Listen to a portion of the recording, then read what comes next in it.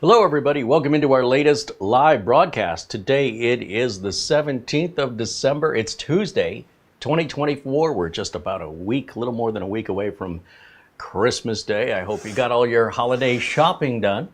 We're trying something a little bit different and trying to establish a 4K broadcast. I'm still only seeing 1440, which is why we were starting just a little bit late, is I'm trying to figure out if I've got another setting wrong here. So we're in a little bit longer of a latency mode in order to establish, well, try to establish 4K. So YouTube's live broadcasts have three different settings: regular normal latency, low latency, and ultra low latency. And what latency is the delay between when I speak and when you hear me. And the lower the latency is, the sooner you're going to hear me, but the less processing time YouTube has to process the video. So if we were broadcasting in 1080 and we go to 4K, we're transmitting 4 times as much data, which is not possible for YouTube to process that in ultra low latency. Now, in between normal and ultra low is just regular low, and that's where we're at right now. So there may be another setting somewhere I have to look into. I'm still working this out, but in the meantime, feel free to give me your feedback if you notice any picture quality difference at all, because at 1440 we're still more or less half of where we need to be. We're at 2K mode basically instead of 4K, which is still better than 1080. What's interesting is YouTube is now telling me that it doesn't support 4K in the current. Change your video resolution. The only way I know to fix this would be to then maybe try normal latency. But in order to do that, I have to completely stop and restart the stream again. So I think we're just going to leave it as is for today. And then we'll just keep toying with it. My only way to really experiment with this is when I'm live. And so as we work our way towards 4K, or in the past we've also achieved it and then ended up walking it back because too many viewers had issues. But now with more people having higher bandwidth available to them than they did a few years ago, including ourselves here, we have a lot of bandwidth here at Studio C. I think it's time to revisit it. And it's a little bit of a learning curve because it's been a while. And there are some real fine settings. There are some detailed settings that have to be made in order for us to achieve that. That's why this is now our second attempt. We attempted this yesterday and I realized the mistake I made. So I thought I had it fixed today, but no, each step gets us a little closer, but without constantly stopping and restarting the stream. It's not that important, because otherwise we'll be here all day playing with it. Because who knows, the next thing I think it is might not be it at all. So in order to get on with the subject of today's build, we'll leave it at 1440 and call that a learning lesson and move on. And maybe in tomorrow's broadcast, if we broadcast tomorrow, which I think we are, we'll shoot again for 4K. We'll see if I nail it on the third attempt. In the meantime, again, welcome in everybody. Thank you for joining me. Happy Tuesday. And as I scroll through the chat, I see a bunch of folks in here early. Thanks for joining us. Michael Sayers, Mark Baggett, and Rick Lakes, as well as David Graham and Leslie Cavins. There's Eddie Casanova and Rick, did I say Rick Lakes? Also Garfield Rupe, Doman 2000. Our friend Buster in Scotland with a 10-pound super chat contribution says, good evening, Carey and Mara and everyone in the chat. All the best from Bonnie, Scotland, where the temperature in Edinburgh, 52 degrees Fahrenheit, which is 1.1 degrees Celsius. Hey, that's not terrible. Our friend Mark Gaines with a 20-pound super chat, joining us from Northern Ireland, says hello, Carey, Mara, and everyone in the chat. Hello, Mark. Cheers. Thank you so much for your continued support and your super chat. Gary Tatum joins us and says hello, along with Thomas Mac T. Rick Lakes with a $10 super chat says hello. Welcome in, Rick. Good to see you. Rick joins us all the way from freezing cold Minnesota. I think it's freezing. Anytime I hear the word Minnesota, I just get a little bit of a chill. And then let's see, Dave Batt saying hello, Kurt Schlegel, Darren Gilholm, and Scott say hello. There's Richard DeFries from Ireland. Dan Nilsson from the Netherlands. Gil Garcia says hello. There's Jonathan and Craig Dowler, Bradley Morris, and Terry, all joining us here in our live chat. I hope if you're scrolling around through YouTube and you see this happening live that you'll jump into our chat room and say hello. As long as you're a kind person, just be nice, and we'd love to have you. Pretty low bar, low barrier to entry there. Craig Dowler's joining us, along with James Bond and Phil Stodd. William Denton, our friend Garfield Rupe, now a member for 24 months, right on.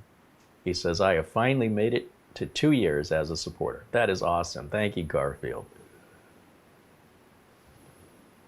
LRCX there in California says hello, and Elijah 52 Dickens, Philip Jones, and Andy Kane, Gilberto Gonzalez, as well as Jason Wheeler are joining us. Ron Mercura and Virgin Kalustin says, Merry Christmas. Back at you, my friend. I hope I didn't skip over anybody. You're trying to move this along quickly, so don't take offense if I overlooked your name. It's live and unscripted, not intentional. It's not you. All right, so today's build is going to be getting back to basics. And, you know, I've made my opinion on RGB pretty clear. I understand some people desire that. It makes no sense to me. No sense. It would be like, you know, RGB is to a computer what an ashtray is to a motorcycle. You know, it doesn't make any sense. It'd be like RGB is as useful to a computer as far as productivity, security, performance, reliability. It does nothing for any of that. It just raises the price. It's about as useful as an inflatable dartboard. It's about as useful as a glass hammer, right? These things just might look pretty, might cost more, but it doesn't make it a better product. So today we're building without any glass panels and without any RGB for something that could equally be used as a gaming PC or an office PC or both. It doesn't have to be one or the other. The only thing that determines how great of a gaming PC this can be is how much money you put into the graphics card. That's it. Everything else qualifies as a gaming PC, even without the graphics card. The internal graphics on the CPU will play many games. It just depends on if you're demanding and you need 4K on your gaming experience. A lot of younger people, anything less than 4K isn't acceptable, but they will drop as much for their graphics card. They'll spend twice as much for the graphics card than this whole computer is going to cost us today. You can do that. We're not doing it, but you can do that. Now, we're going to put in a moderate power supply into this because today's build is we're using a micro ATX board that we previously prepped. It's a Core i5-13500. I've got my little index card here. There's no RGB on this board because it would be pointless since you can't see any RGB. You might see some lights coming through the holes, but don't waste your money on them. I mean, just go with a different build if that's what you're after. And there's plenty of videos on YouTube, more than you can shake a stick at, with RGB builds. And it's all wasted money. In my opinion, all that money you're spending for the RGB could have bought you more RAM, more storage, faster CPU, a nicer case. I don't know, you could have taken yourself out to a nice dinner and treated yourself to something else. Now, if you like RGB, I'm not insulting you.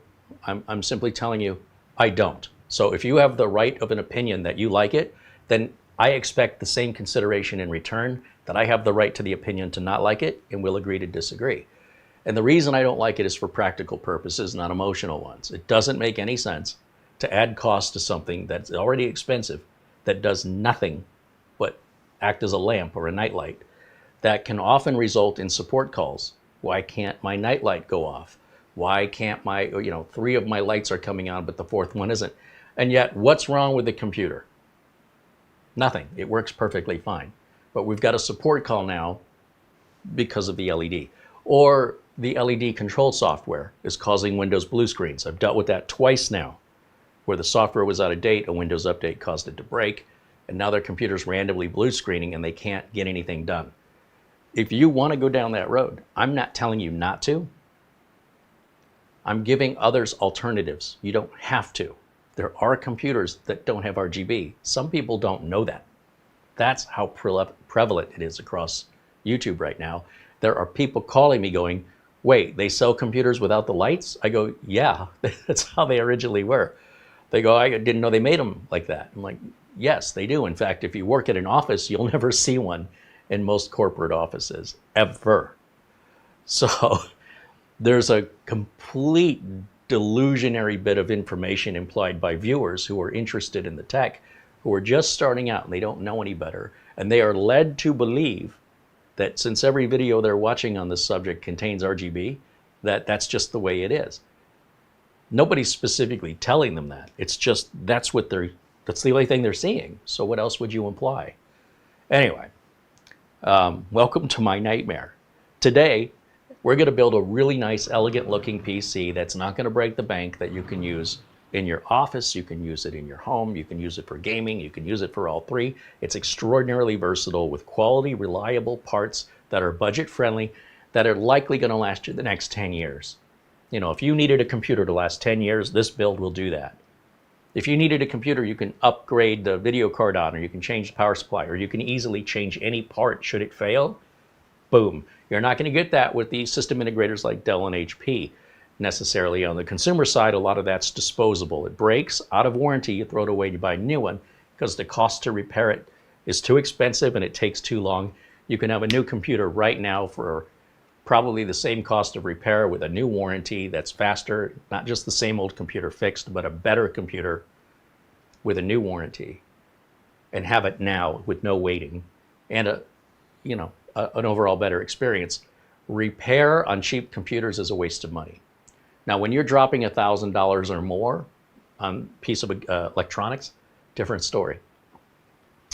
So the cheaper the computer, the less life you should expect out of it. About $100 per year was what I would say. If you're going to Dell or HP and the system's $600, you could expect that system to last 6 years. May not, may last more, but on average, without including the cost of a video card, just the machine, $100 per year on average. You want to buy something used, it's $200, you'll get 2 years out of it. That's what you should expect. Anything extra I would consider bonus, but not expected. With this build here, we're right down the middle. We're not going low, we're not going high. We're shooting down the middle, and the parts we're going to use, if I jump over here to my window capture, I'll show you. First of all, let's start with the case. It's basically a $100 case, but it's really well made. Some people will spend $50 on a case, and that's all well and good if it's something you're not planning to keep for a long time.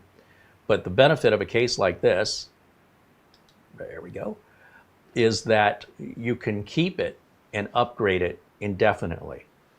Now you'll see we get our 2 USB ports down here. Some cases only give you one, and they steal the other one, which means you paid for it and you're not getting it because you decided to buy a cheaper case. So you got less for your money. Even though your motherboard always provides 2 USB ports through one cable, that one cable, if it terminates in one USB port on the front of your case, sorry, but that's why you paid less. There's no way to get that back without, there's no way to get it back to the front of the case without replacing the entire case. Now that case isn't so cheap when you got to buy another one. You'll also notice we have a headphone, microphone jack, and power button there in the bottom, and a USB Type-C, which is really nice on a modern case. Cheaper cases don't offer that Type-C up front. Yes, you'll have your ports in the back, but that's usually not as convenient as having the ports up front, and that's going to be a factor in how much you pay for the case. The other thing about this case is it's a micro ATX case, meaning it's not a full-size tower. This case is relatively short, and I don't know why this one is $95.99. I think it's because of the wood panel, but you can see it's much cheaper at $69.99 if we get rid of the wood. So everything costs money, and the more you're going to get and the fancier it is, the more you should expect to pay. So this A4 H120, I would not use this case. Can you tell me why I wouldn't use this? Yes, it has one Type A USB port, even though the cable that feeds that feeds 2. So they're stealing one from us. And on top of that, they're going to charge us $154.99. What? What? So just because it has one doesn't automatically mean it's cheaper. They typically are cheaper. Also, we don't know who the seller is here necessarily, so it could be somebody that's just...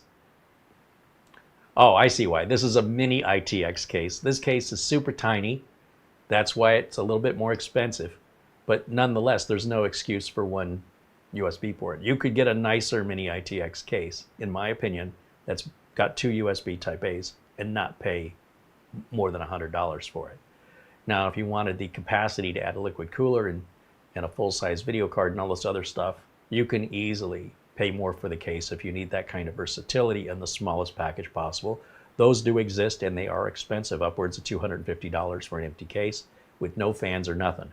So at $155, it's actually, you know, by comparison, fairly reasonable for a mini ITX case. Then, of course, we typically use what we call full-size ATX cases. So those are the cases you normally see me use. They're the aquariums, they're the skinny towers. That they could be wide towers or skinny towers. They're usually about 2 feet tall, minimum of about, say, 18 inches tall in most scenarios. This one's not even close to that. This one's probably, well, probably has the size down here. Well, it says it's almost 18 inches tall, but it's got feet that lift it off the ground a good inch and a half, which is included in its height. And that's a good thing, because down here you want the case to have some room to have air come up and you know, breathe through the case, or have the case breathe through the bottom. And if without those tall feet, setting it on carpeting could suffocate it.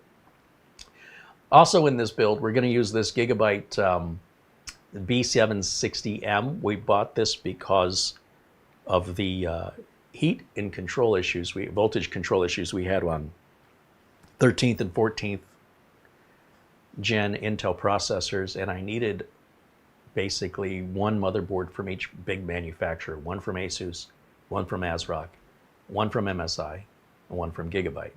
The problem has since been resolved. The problem no longer exists as long as you use the latest BIOS update. And now I no longer need this board. It was the only reason it was purchased, because it was something I thought we could fix. I was also interested to look at the BIOSes and see how they were different, or see how they were the same from other manufacturers.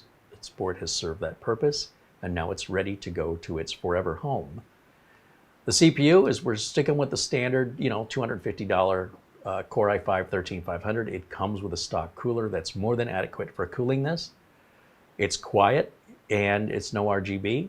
The motherboard has no RGB. The RAM has no RGB. And the storage we've got is a Samsung 980 1 terabyte. It's Gen 4. It's pretty fast. This thing is pretty fast NVMe drive. This thing is going to be silent but deadly. Yeah, make your own jokes. All right, let me go back now to our camera. That should do it. And we're going to come back over here to our chat room.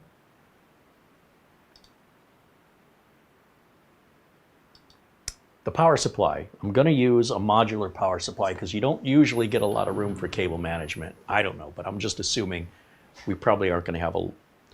The less cables we have, the easier the cable management will be on a case this small. So I've got an EVGA 650 watt gold, which I believe is modular, and that's what we're going to use. And the power supply on this case mounts, I think, up here in the front, and then there's like an extension cable that plugs into the power supply. So from your consideration as the user, you're still going to plug it in the back, but your power supply will be up front. And we've seen that on other cases before. Now, we've never used this Lian Li case, ever. This is my first time using it. I simply took it out of the box. I've not opened it up. I'm hoping there's no damage. I hear something rattling around in there. So something is broken that shouldn't be. I just hope it's like a zip tie or something broke and let everything free. And I'm hoping what I'm hearing is the zip tie.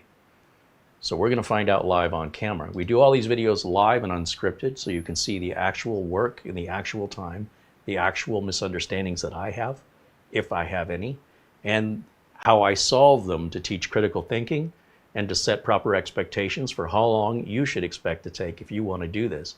Rest assured, If I can do it, you can do it.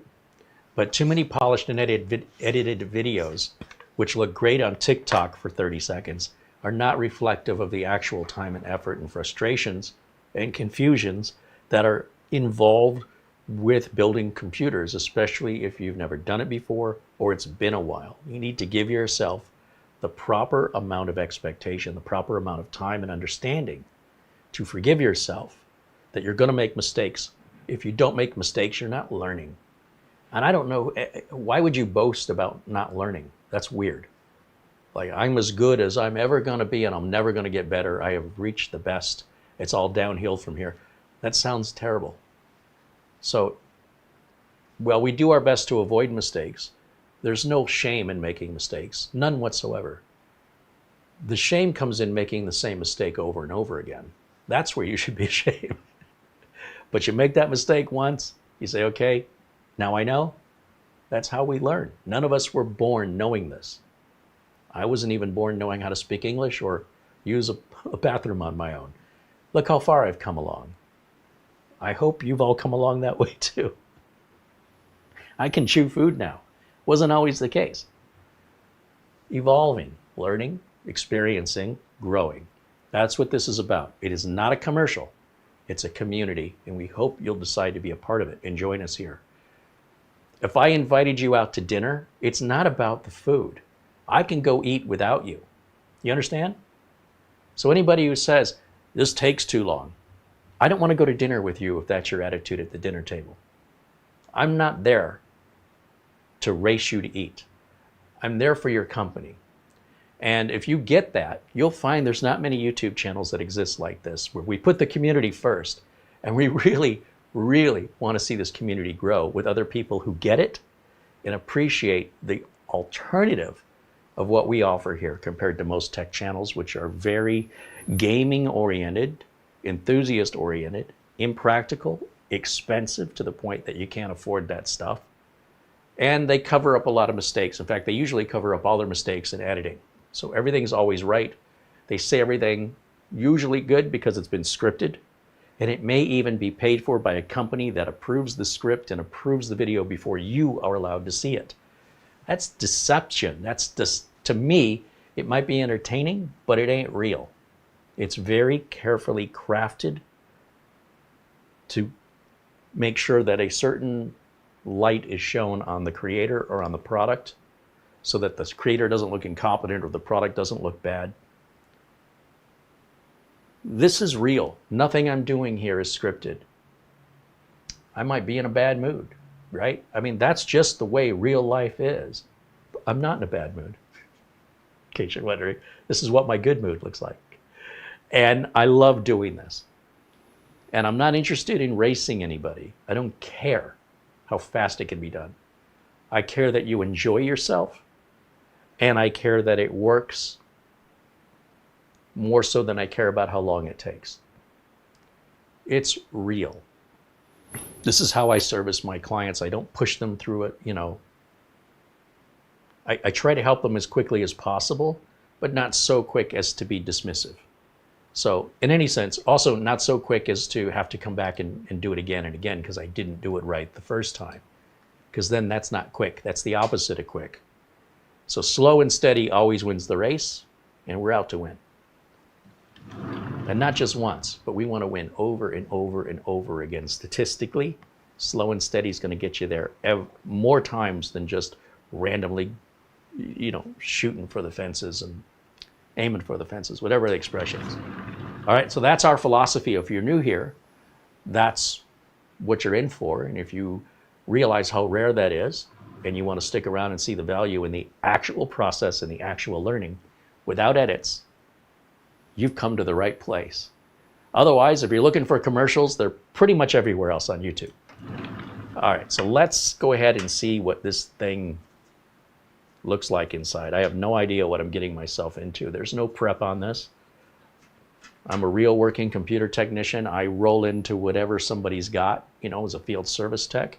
I never know from day to day what I might be working on. I can't know everything. Google isn't always the answer. Sometimes it's used, but I prefer not to. And today I did no I can tell you I did no research on this. I just like the way it looks. I like the price. We had a spare micro ATX board. I said I should find a case for this, and here we are. The case was purchased, the board, the CPU, everything you see on the table was purchased from our members. By being members, you're promoting our channel and supporting us so we can be financially independent, away from the control of corporate companies. Same word, right? From corporations. Not that they're evil or anything, but a corporation paying a creator money is paying them in order to get something good, okay? No corporation is going to give you or pay you to talk bad about them or show flaws in their products. Why would they do that? Would you? Of course not. But when we buy the products, we're free to say anything we want. We don't need anybody's approval. And I can tell you, as a professional tech over 30 years in this industry, whether or not that's something I would recommend to a customer, or if that's something I may be on the fence about. Let's see over time. My customers are not guinea pigs, and I have to stand behind everything I sell. If I sell my customer something terrible, the customer doesn't know it's Lian Li. The customer doesn't know Gigabyte. These are all foreign names. All they know is I bought a computer from Carey and it sucked, or I bought a computer from Carey and it's the best computer I've ever owned. They see computer as one thing. They don't see it as a motherboard and a processor and storage and a power supply and a case. They don't see that. They just see, I trust you to build my computer. I trust it's going to work without problems for a long time. And I trust you're not going to charge me an arm and a leg for it. You're going to give me a fair price. And if I fail to do that, for any reason, I likely lose that customer, or even their referral, which is just as bad, if not worse. I have a lot riding on what I do here, at least if this is what I want to do for a living. So I thought, let's turn the camera on. Let's show what the real work looks like. And in a situation like this, this is something I would need to evaluate by building in it and before I could recommend it to a customer. Okay, and that's what we're doing today. This is not a review in the sense of a traditional review. This is more of an introduction of the parts, an overview of the parts, and a review with regards to my perspective as a builder. What are things that I like, and what are things that I think could be improved. I'm not interested in the airflow of the case. I think that's the most ridiculous, discussed thing on the internet. There's never been a case or a service call in my entire 30+ year career that involved having to change a case for airflow. In fact, I have a case down here that's completely sealed. Completely 100% sealed. And yet, it never overheats.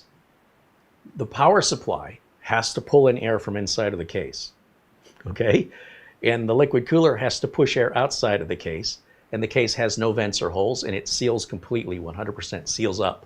It's clearly not airtight. Air is still getting through, and the system is never, ever overheated. Does the system run warm? Who cares? Who cares? It has no impact on performance or reliability or security. It is a complete red herring to focus on something that doesn't matter and never will matter. If you're an enthusiast and you're overvolting, which is what the board manufacturers were doing, which takes us back to why we have this board, you're going to have heat problems. But if you run everything the way it's supposed to be, you don't underclock it, you don't overclock it, you're going to have a nice, reliable system for a very, very long time. If you like to tinker, enjoy the results of your tinkering, right? You have to understand when you tinker, you're experimenting. And those experiments aren't always going to go well.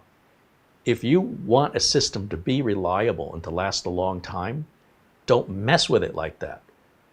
Go buy another system that you can play with that doesn't matter to you. And make sure the one that is your most important machine, the one that's critical, maybe you use it for remote work. Whatever you use it for, it's important to you. I wouldn't toy around with it if it's important to you. But you do what you want. I'm just telling you, you can avoid a lot of stress and a lot of frustration by making sure this tool that you're counting on is left in a proper operating condition. And then you can go buy one you don't care so much about, more of a toy or a novelty, and experiment all you want on that one. If you cannot afford two, don't mess with the first one, because there's nothing you can do to it that will not result in it getting more heat, right? As far as any upgrades or overvolting or overclocking, you're always going to get more heat. You could add more RAM and you can add more storage. That's no problem. If you're changing the cooler, it's not because of heat. Not if you're running it stock. It'll be because you don't like the way it looks. But when you have a case like this, you're never going to see it, and that defeats that whole problem. And then when you're doing it for looks, you're spending money on things. You know, if you're in a position where you can't afford two, maybe if you didn't worry so much about the looks, you could buy two. This isn't going to look bad. This is going to look fantastic. It's just not going to be flashy like a Las Vegas marquee, which I think can be tacky, especially in a professional office. But anyway, that's my philosophy as a working tech. It's how I make a living. It's not right or wrong. But as you're allowed to have your opinions, I'm allowed to have mine. All right? So let's open this up and see what it's like inside.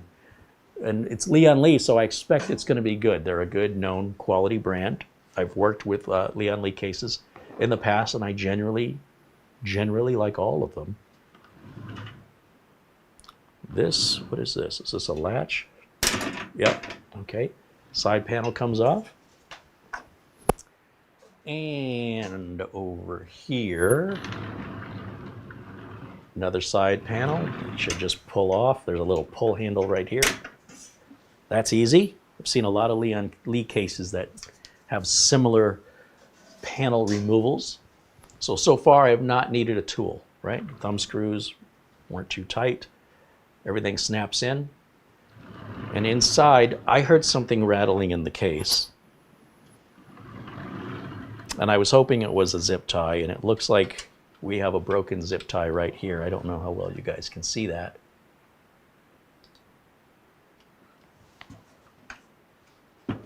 Right here. This was supposed to be holding something.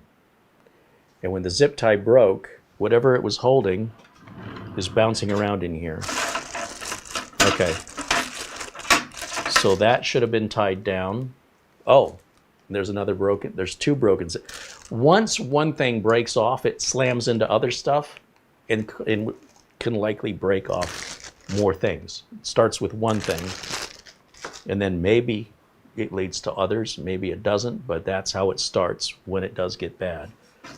This bag here, see, all these bags were probably tied down so they didn't slam around inside the case. We'll get to what those are here in a minute. Something is taped to the bottom of the case. I don't know why they use zip ties for some things and tape for other things. I want to just turn this and see if I hear.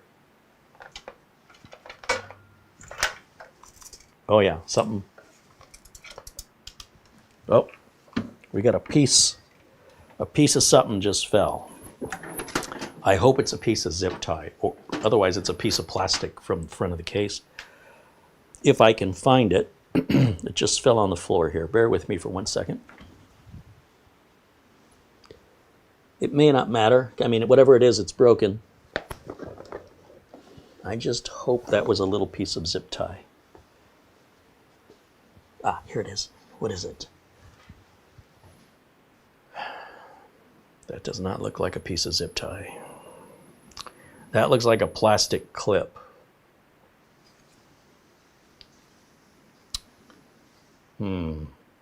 Was it important? Usually the only thing being held on with plastic clips is the front bezel. And so if the bezel won't sit flush, that would be my guess. But the bezel seems like it's on there pretty good. I've seen cases come in with broken clips on the bezels and you'd never know until you went to take the bezel off that one of the clips wasn't attached. Let me get to my glasses and let's take a look inside. All right, we have, wow, this looks really easy to work on. And I'll show you why. This panel right here comes off. And this panel right here would hold a liquid radiator. And that also appears to come off. Once we take that off, this whole case opens up. and then it should make it real easy to work on. Let's see, is this driver going to fit those screws? 1, 2.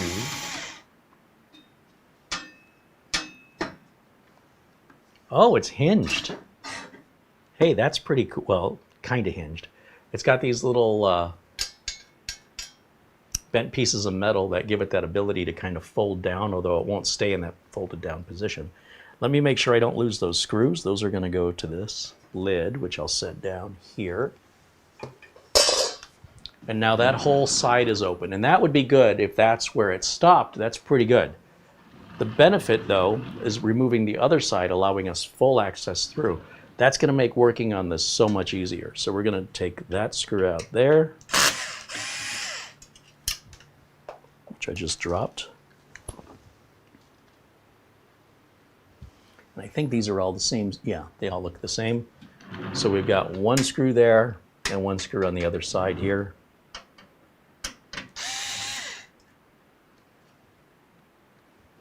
In a similar way, but smaller, this should pull out.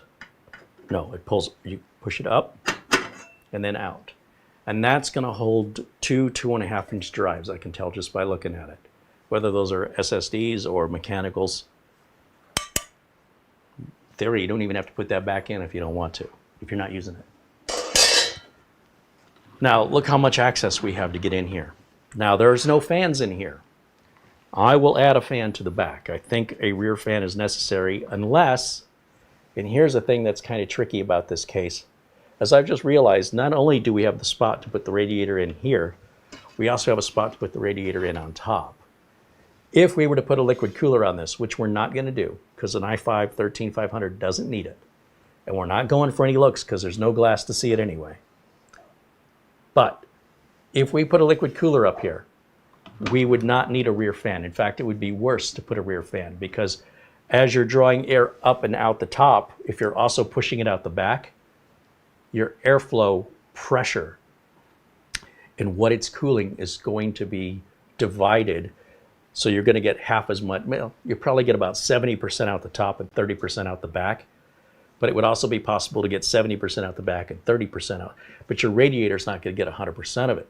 So if you want the best cooling possible, you want to dedicate your airflow to your radiator. And that radiator will automatically draw in the air it needs, both from back here and from underneath where you can see we have a dust panel, a dust screen, a filter. It's magnetized. It's very easy to put that on and take it off. And you'll notice I'm not looking in any directions. Everything's very intuitive.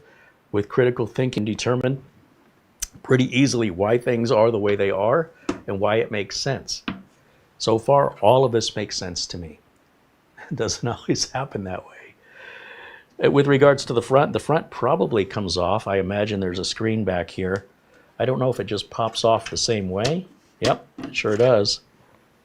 And I don't see any broken clips on it. It too has a dust screen on it right here that should be cleaned from time to time. And now we are wide open in the front. And this is ideal because if we're going to put our power supply in here, that would mean we'd have to take this bracket out, but it's way easier to take this out and come in this way. If that's possible, since the screws have to go in from the top, we might have to take this out anyway. And this will come out through the front. So in order to get this out, this has to come off. And yes, it does appear we do have to take it out. Some cases you don't. So I'm just sharing with you what I'm observing as we, again, look at this for the very first time without any preparation or rehearsal. Because, again, when customers call me for repairs, I don't have time to prep and rehearse. I got to get over there with my tools based on the customer's problem description, get it fixed quickly. The longer it takes me to help a customer, the fewer customers I can help that day. And that means I'm going to make less money. And those customers may be tired of waiting by the time I get to them and go somewhere else. I can't blame them. And the customer I'm helping wants to be up and running as quickly as possible because if I'm paid by the hour, they're going to pay me less. Who wants to pay me more? So it's all about getting it right, but it's not about doing it so fast that you do sloppy work and you have to come back again. If you come back again, typically that's under warranty and it's your cost. So the money you're losing by not earning money for the work you're doing, you're redoing work you've already done, which is preventing you from doing new work you'd be paid for. So slow and steady is always the best way to rely on that. Now this little bracket down here, this was on the bottom of the case, and the bottom of the case has several little keyhole type parts here that appear to be for more hard drive and solid state drive storage. It looks like we can put one hard drive here. That seems awfully spread out though. Oh, it would go in lengthwise. That's why the cables would head out the back. So one 3.5-inch drive could go here, or a single 2.5-inch drive. So this is going to hold 3 2.5-inch drives, or two 2.5-inch and one 3.5-inch. I mean, for a mid-size case, micro case is what they're called. Not mini ITX. This is right in the middle. That's a very, very flexible. I mean, that's a lot of parts. Now, this little piece that was taped down, this appears to be some kind of a bracket that is used. What would that be used for? That might have to refer to the documentation. That's not clear to me. Maybe somebody in the chat can tell me what that's for. Off the top of my head and just looking at it, imagining why that's there, I got nothing. But we'll come back to it. If I've built computers for 30 years and never used a piece like that, I'm not worried about needing it. But I'm sure it serves a purpose that is beneficial. It's just something I've personally never encountered. Now up in the front, we've got a plastic case, and it's nice that Lian Li gives you all the screws and everything you need to mount everything in the case in a little plastic separated parts box. A lot of times we get Ziploc bags. Sometimes they're just sealed bags that you have to tear open and get your own Ziploc bag to store the extras. There's always going to be extras. Nicer cases will give you a nice little enclosure for your parts, and we'll give you extra parts and give you more options. We've seen cheaper cases that only come with the number of screws you need, nothing extra. So if you strip one out, if you drop it and lose it, or if for some reason the hardware you're installing isn't what the case manufacturer considered, well, too bad for you. This is always a good sign. If I ever see a case that comes with a plastic holder like this, I know it. Regardless of who makes it, that's a good case. Cheap case makers simply don't do that. This helps keep everything organized. They've given us some cable ties. We've got a little bit of everything in here with regards to a little thank you note right here, which was also the same case in all the Lian Li RGB fans on the big 011 build or 011 build that we did. We've got screws for fans, and we have screws for, oh no, these are brackets. This appears to be a GPU support bracket. So we're not putting a GPU in this since it's already built on the chip, but we keep all these parts with the motherboard box in case the person we sell it to wants to add a GPU. They have the bracket. These little clips right here that hold the case panels in, these can break. They're plastic. They're kind enough to give you 4 extra ones. What else do we have? These are 632 motherboard and power supply offset screws right here. The bags are all labeled so you don't have to guess what's in there. We've seen cases where they just throw every screw and washer and nut all in one bag and you figure it out. Those are cheap, like inexpensive, poor quality material builds. They might look pretty, but they're what I call hot dog builds. A hot dog might look good and a hot dog might taste good, but you don't want to see how it's made. These are power supply standoffs. So I don't know why you'd need a standoff for your power supply, except if this power supply has adapters, which is what I believe these are, to go to a small form factor power supply, which is usually less power and more expensive. I don't know why you would do that unless you already owned one you were repurposing, and you're going to repurpose an old power supply in a brand new build. What are you thinking? So I don't know why that's there. And this should be our standard power supply bracket for just a regular everyday ordinary power supply.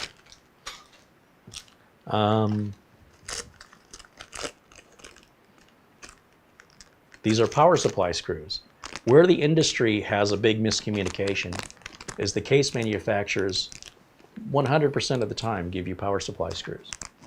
And your power supply, when you buy it new from the power supply manufacturer, 100% of the time will include the exact same screws. It's weird. These little rubber grommets, these are typically used for hard drive installs. What's the bag say? Anti-vibration rings. Well, that's clear. We've got countersunk screw. These look like the ones that we're holding the panels on. I'm not quite sure if these are just extra. This is a little socket for tightening down standoffs. I use a 5mm proper socket, but if you don't own one, this socket fits over the 5mm nut, and you just use a Phillips screwdriver to turn it, so you don't have to buy any tools. It's okay. The right tools are better. 3.5-inch hard drive screws. Okay, these have a little shoulder on them so that they can slide in and out of the slots.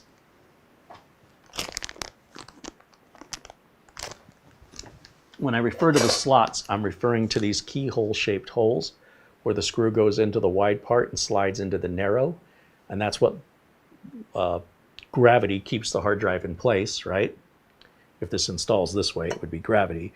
And then screws would secure it from falling out.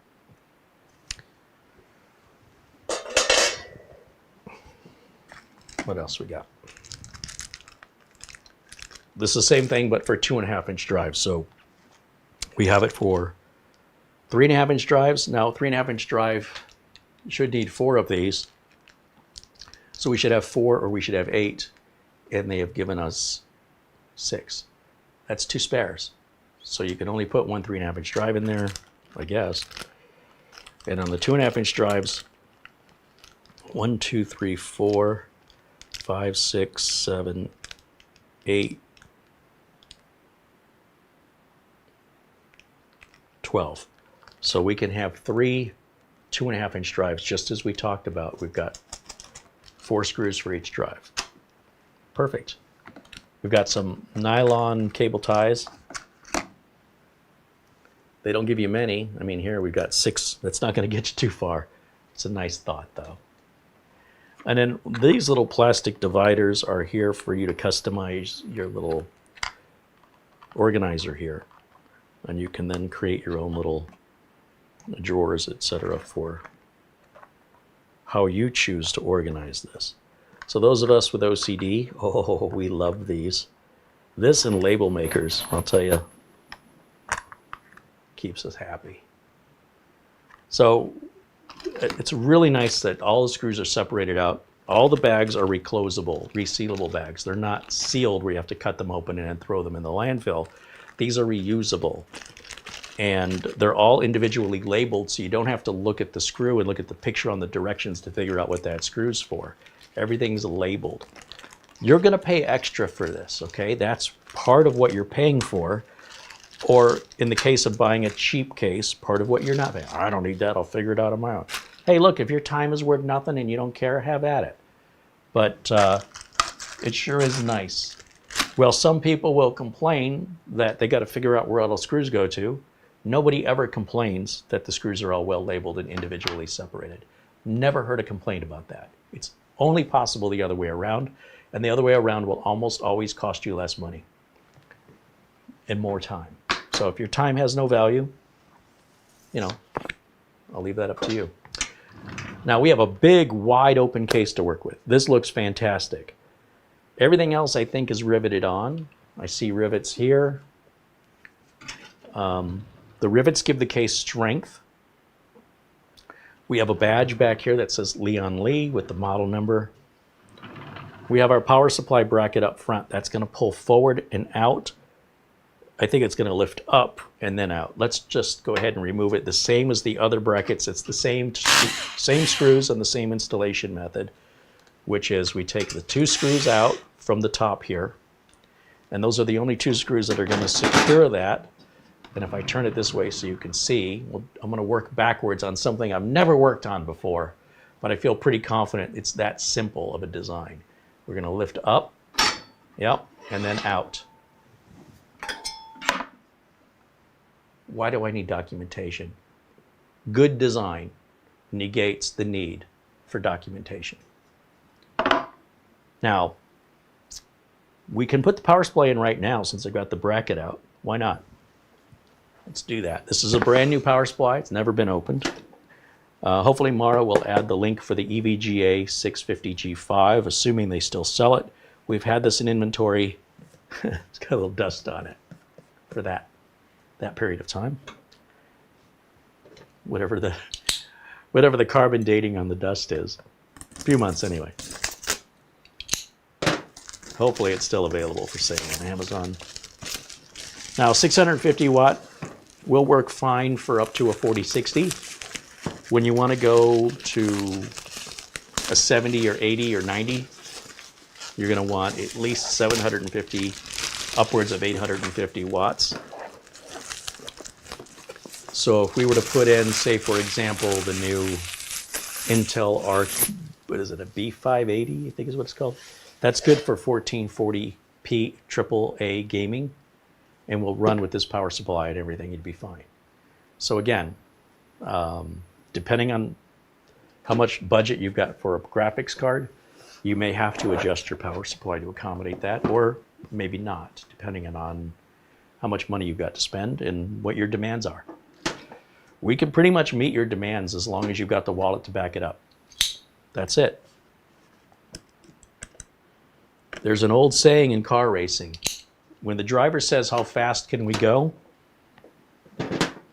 The answer is, how much money do you want to spend?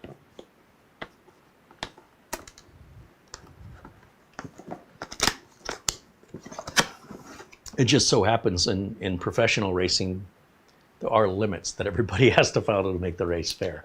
All right, so, I'm just curious about something. I wonder what would happen if I right-click on the filters and turn on chroma key. Yikes.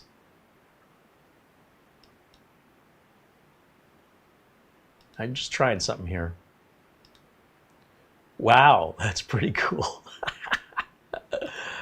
I was just curious if there should be a way to match the color to what we have right now. Give me just a second. I'm just having a squirrel moment here that I started realizing we might be able to. No, I'll play with it offline. I thought it would be automatic, but it doesn't seem like it's got an automatic option here to grab the color of my background. I'm concerned the color of my shirt might be too close, but I thought it'd be fun to play with it. And I think there is a very simple way to adjust this, but yeah, it's not working. Anyway, I'll play with it later. Go back here. In the power supply, let me close this.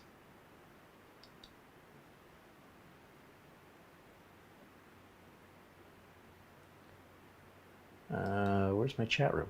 There it is. Before I get to the power supply, let me just take a quick look over at the chat because I've not been paying attention.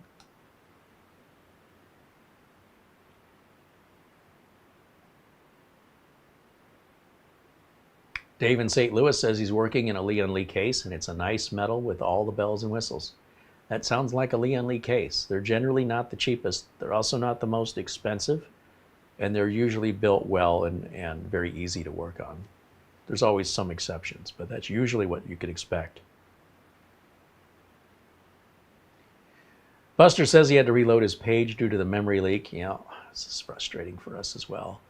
Alphanesca says, hello from Tahoe. Welcome in, Al. I think I pronounced his name dyslexic. L. Fonseca. Try it again.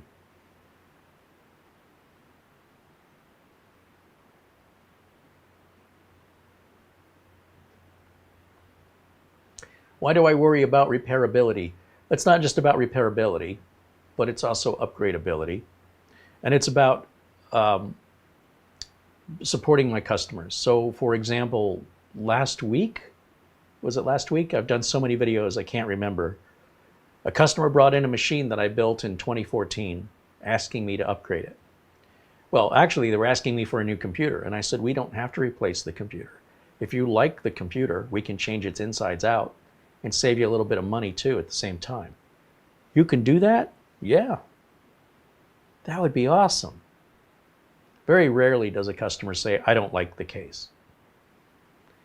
Usually they just assume the case can't be reused. So this saves the customer money, and even though they didn't know that 10 years ago, when they asked me to replace it and I offered this option, they realized their price just went down about $150 from what they were expecting. They were quite happy. And I'm not building one computer. I'm building hundreds. I don't just have my own computer to maintain. When a customer's computer goes down, the business goes down. When you go to a store, when you go anywhere, they're using a computer. And I know you've been places where they said, I'm sorry, our computers are down right now. Could be a doctor's office, could be a grocery store, and you are not able to complete your business with them until their computers go back up.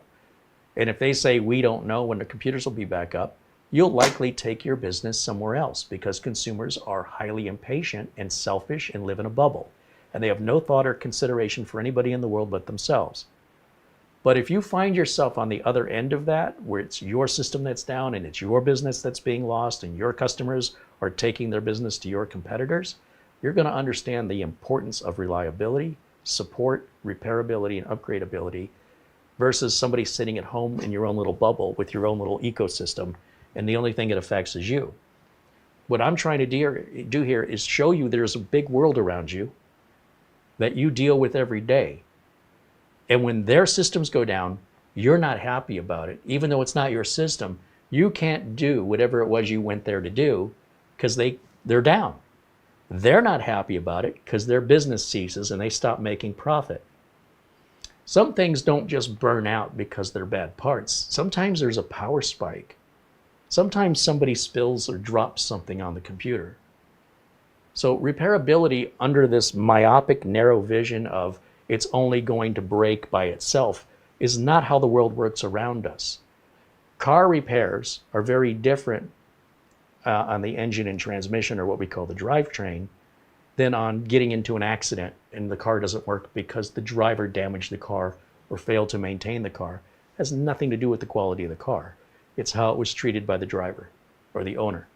So these are things you need to keep in mind when you're working on a big scale. When you're just doing one for you or your friend and you're doing it once every few years, none of this applies to you. You can go find that information on other YouTube channels. It's very, very myopic, and it's very much tunnel visioned to a very selfish perspective that only what I want matters and nothing else about anybody else and what their needs are ever enters my brain for a consideration. Now, ideally, if a system goes down for any reason and I built it, I want to be able to get in and fix it quickly. So that's why cable management is important, not only for looks, but for the ability for me to get in and out quickly. If I got to undo a mess of wires for a half an hour, that system could have been up and running in a half an hour if everything was already ready to go. So speed is important. The business wants to be up as quickly as possible. The customers want that business up as quickly as possible because they're inconvenienced. And I, as a tech, want that system up as quickly as possible so I can then have my time freed up as the only employee I have to help the next customer. If I wait too long to help the next customer, my customer, they might take their business somewhere else because I didn't get to them quick enough, just as their customers might take their business somewhere else because they didn't get their systems up. You see what I'm getting at? How this is a domino effect? And it escalates into tens of thousands of dollars an hour of lost value with some of my clients. So it's serious. That's why. It's very different when you run a business than you do stuff for yourself. When you take responsibility, people are paying you for service, and you're going to treat them like your friends or your family, it ain't going to work, man.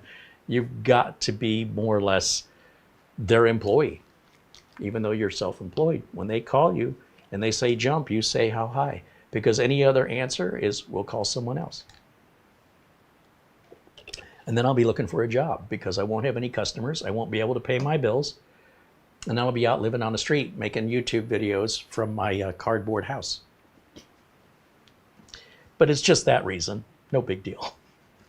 Anyway, this is our power supply. And if you have questions like that, I'm happy to answer them. I assure you, once you realize what you're watching, this will all make sense to you. There's our documentation. I'll just set that down there for now. We're going to put all the documentation and spare parts in the empty motherboard box, and that will go with the build to whoever the client is. This is desiccant or silica gel. This is there to absorb moisture. I live in Arizona. What's moisture?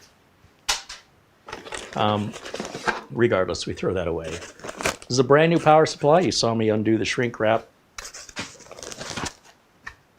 And this is how it's unboxed, or this is how you should expect it. When we order return power supplies from Amazon, sometimes they don't include all the packing and stuff because the person who bought it maybe threw that out. And Amazon still took it back without the packing, and then I ordered it as a return discounted item. By the way, if you're not really technically capable, don't try and buy returned used stuff. That's really for technical people who understand what it is they're getting themselves into and have the capabilities of spare parts and experience to determine if that used item is fixable or was misunderstood by the original buyer who didn't understand what they were buying.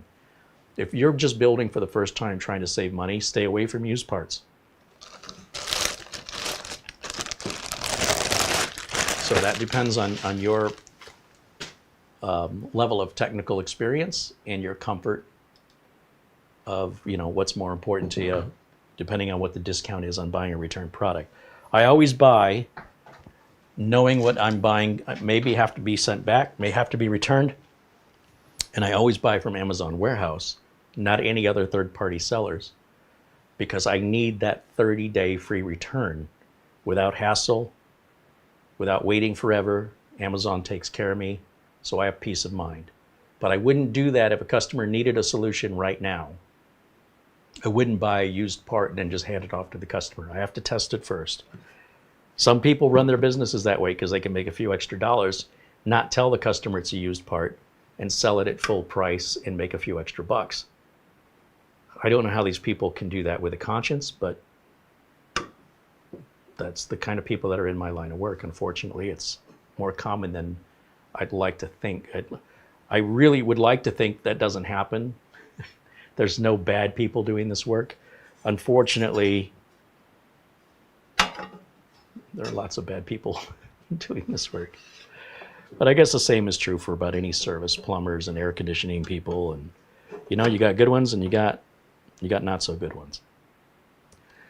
So the question we have at this point is, which direction do we want to put the power supply in? Do we want the fan in the front, knowing the fan is on the power supply draws air in, and it's going to the air comes out what's going to be the top or the bottom, depending on how we. No, I don't think we can put it in the other way. I think this has to go in this way. Let me just verify my. Yeah, so the hooks are down here. So we could put it in this way, or we could put it in this way.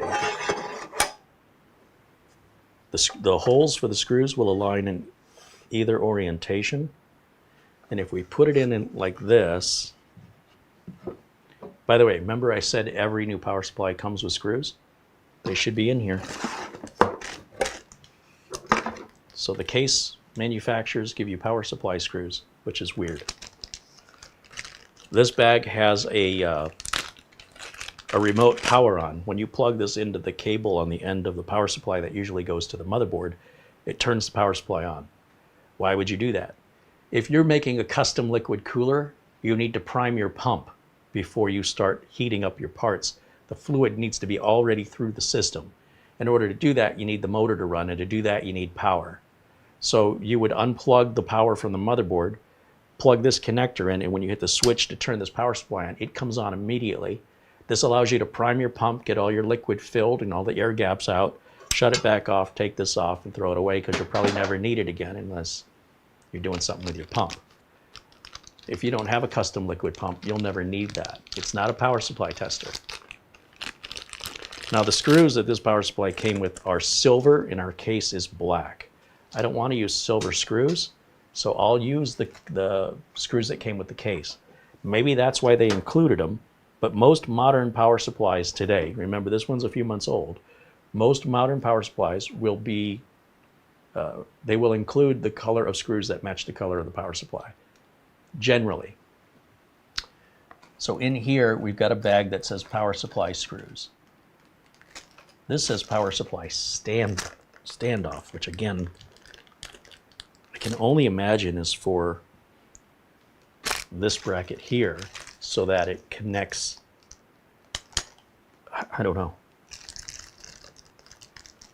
We have that bracket, we have this bracket.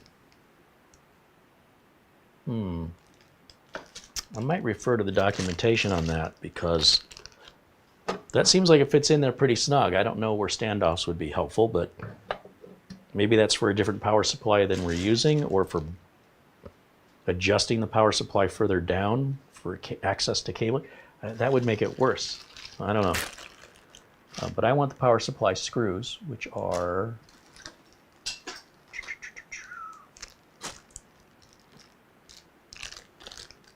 right here, power supply.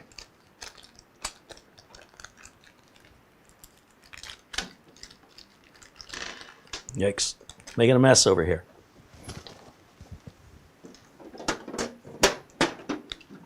So in theory, if this is going to go up against the case, we're going to draw cold air in from outside into the power supply. The heat rises, right? So the heat's going to go out the top. This is an enclosed ecosystem, so will you hear everybody obsessed with their CPU temps and their GPU temps? Nobody's looking at the temps of the power supply. It's like you're worried about your joints and you're worried about your, I don't know, your liver and your kidneys, but you never once thought to have your heart checked. Like, that doesn't matter. Well, that's what the power supply is. That's the heart. That's the thing that's pumping all the blood through the system. And so how hot is the power supply getting? Who knows?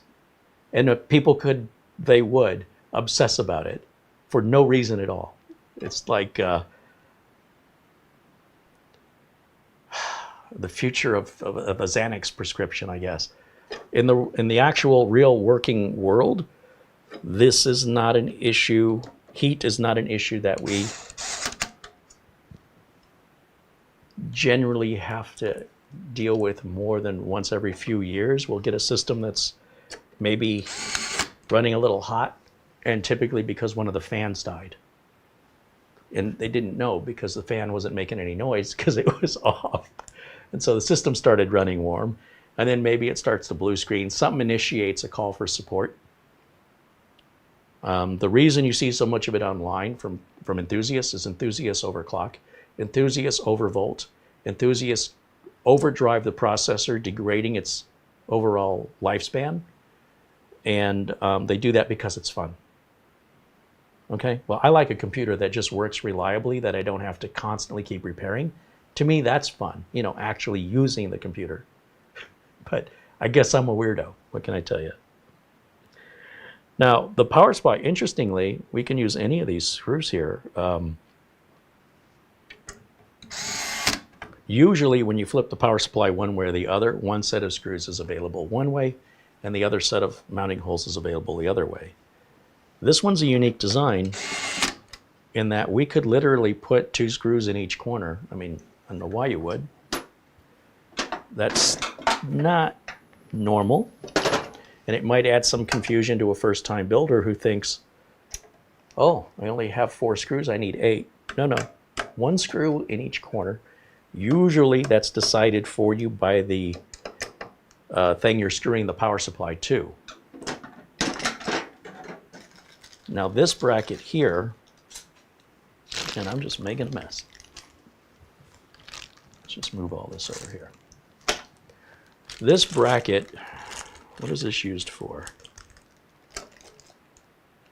I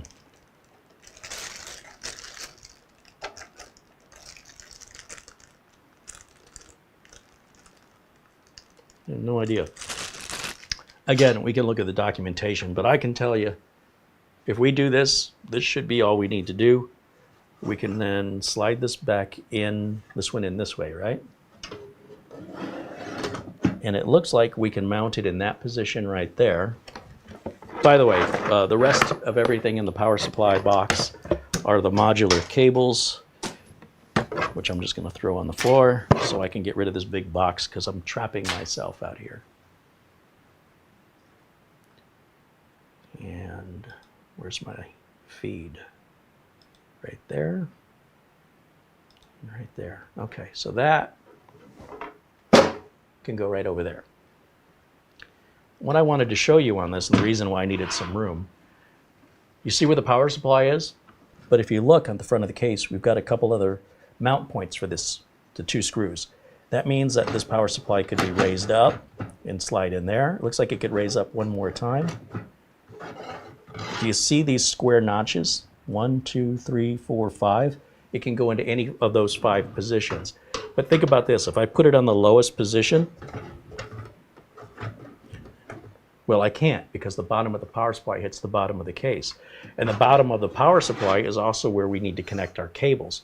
So we want this power supply up as high as possible. But if you put your power supply up as high as you can get it, like for me, that's right here, now I don't have room for fans on my radiator if I were putting a liquid cooler up there.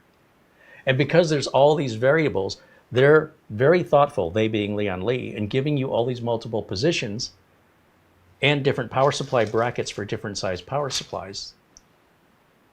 That's pretty nice. Some power supplies, like small form factor, are not only narrower, they're shorter in both height, length, and width. Regular case power supplies like this, that's actually pretty deep for a power supply. Most power supplies stop right about here. This power supply is an extra 1.5 inches, 2 inches long, and so Lian Li accommodates for that too. But remember, we also have to run that extension cable, right? Because the power supply is still going to plug in the back, and then this is just an extension cable that plugs in where your power normally plugs in directly in the back of the power supply. And we need to make sure that we have enough room up here on top that when I plug this extension cable in, it doesn't stick up too high. That would prevent the lid from going on. See that? Now by raising it up, it gives me easier access to these connectors on the bottom. And it might make more sense to put the motherboard power cables on because we're going to need those later when we put the board in. And trying to get at them from underneath is a lot more difficult than simply doing it right now. We can take the power supply out this way and look right at it, plug the cables on, and just push them in there. So I guess we should probably do that right now. Let me take this back off. And we'll set that right there. So on the floor, where I have neatly sorted my power supply modular cables, he said sarcastically, we have our main motherboard power and we need CPU power. And this cable right here says CPU on it. And how many CPU powers? Just one 8-pin is all we need, and this power supply came with 2. That's nice. I'll take it. So 1 for you.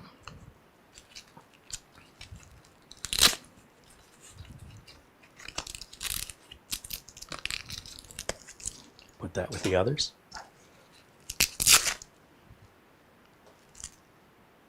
Oh, that is a GPU power cable. I thought that was only the motherboard.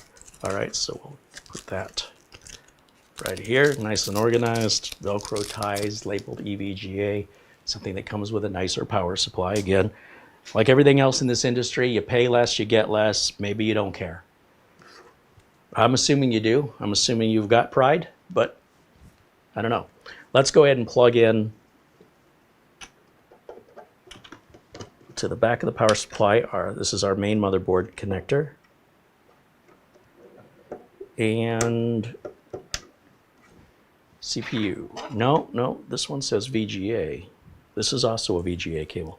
Hold on. I read the cable wrong. One end of the cable says CPU. No, no, I grabbed the wrong cable. That's what I did. This one says CPU. My bad.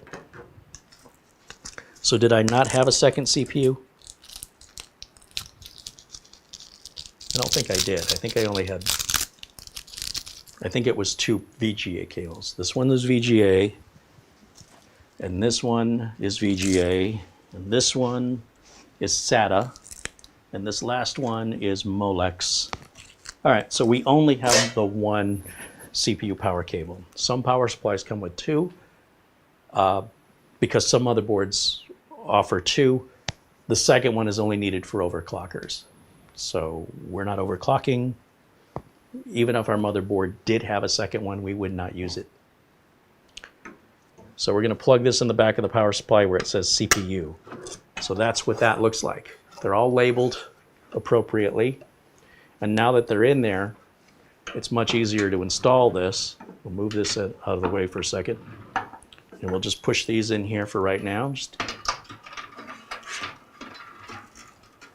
slide this back where we had it. I thought was pretty good, but I have to turn it the right direction. Goes in this way, which of course is going to twist our cables up. And then find where the height is that you want to choose from the predefined options there. I think we were a little higher before. That's okay too. It gives us a little less room under here to add cables, but certainly doable. I don't see any reason why not to go a little higher. Yeah, I mean, personally, I like having more room down here. The airflow is still going to be the same out and up. So then we can take these 2 little, what do they call these screws? They had a name for them.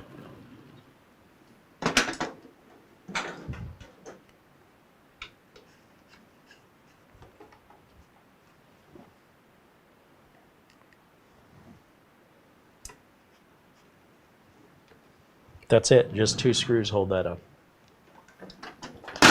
Those screws were called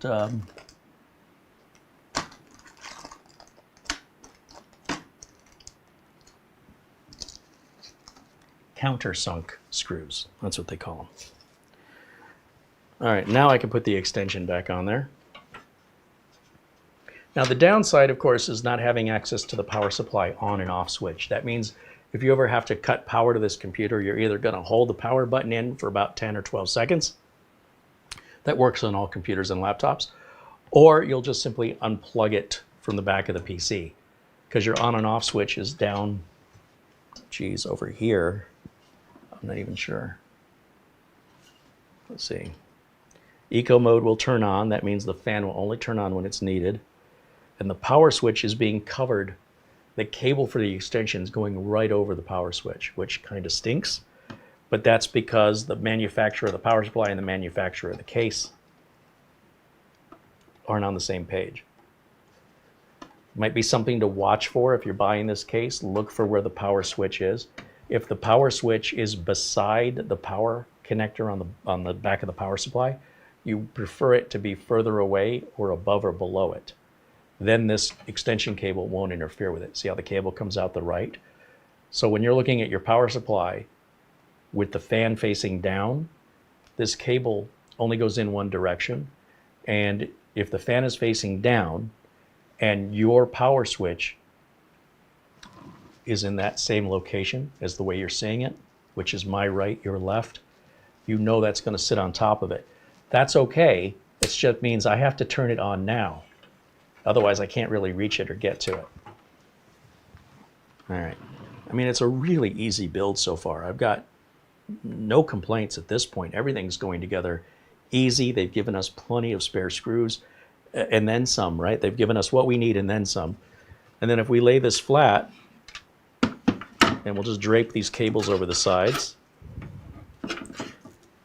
And then I need to get rid of the wire ties that are holding our front port umbilicals, our front USB, power switch, LED, because those are in the way of where the motherboard is going to sit. So I need to move them now.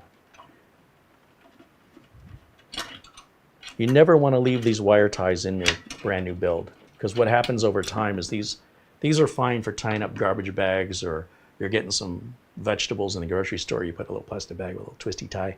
These twisty ties, they get brittle over time and they break, and there's metal inside of these.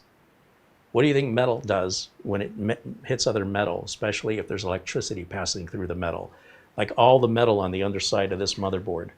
What do you suppose would happen if this say this broke and metal was exposed and it connected any 2 points of metal?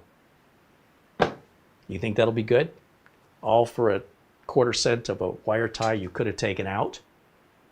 And if that was doing something that you want it to do, replace it with a nylon zip tie. These can break all day long. They also get brittle with age. But if they hit any of your components through moving the computer, even for cleaning, you're just vacuuming and you need to move it, they won't short circuit anything. The potential for that is gone completely, versus leaving the wire ties in is a maybe. It's a forever maybe until you remove them. So they're great for shipping a computer. It's a very cheap way to hold the cables together to keep them from slapping up against stuff and causing damage, but they're not good in a final computer build. They're not intended to be left in. They should always be removed. They will get brittle and they will break. Just a matter of time. Not a question of if, it's a question of when. Now what's neat about this, I just noticed we have two metal, what they've done is they've cut into the back of the motherboard tray and they put a bend into what are essentially a cable holder. And this extension power cable right here that I'm holding, it sits right into this little holder. It keeps it out of the way of the motherboard, makes cable management easier. It's brilliant, and it didn't cost anything. They just had to use the machine that stamps the metal just to stamp out these little squares here. Smart. All right, let me move our front port umbilicals out of the way again. Let's grab our motherboard. Now, we prepped this motherboard in a prior video. I don't know if Mara can find it, but we prepped it on a different live video over at Studio B. And look at what a tight fit this is. We need the I/O shield to come out through here, and I am going to have to put in one side first because it's too wide. Okay, so we're really using every bit of space. But if you put one side in first, and then we lower this down, all the standoffs are pre-installed for us. 1, 2, 3. 1, 2, 3. Yep. And then this board, interestingly, it doesn't have one in this corner, but neither does the case. There's no pre-installed. It's like they knew. It's almost as if there was a standard they were following or something.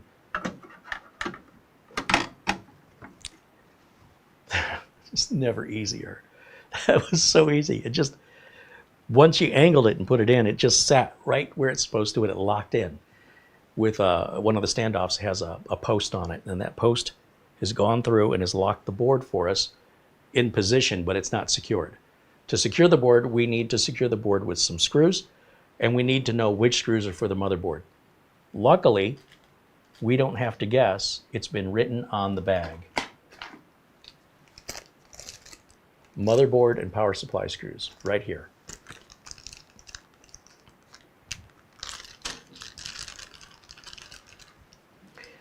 Now, if you're in the business of building 10 of these a day, you don't need to you don't need the bags labeled. You're going to know by looking. But if you're like me and you work on different computers every day, multiple different computers every day, from mini PCs to laptops, desktops of all shapes and sizes and ages, it's hard to tell them apart unless it's hard to tell apart which screw you would use, is what I mean, unless there's a particular manufacturer you see over and over again.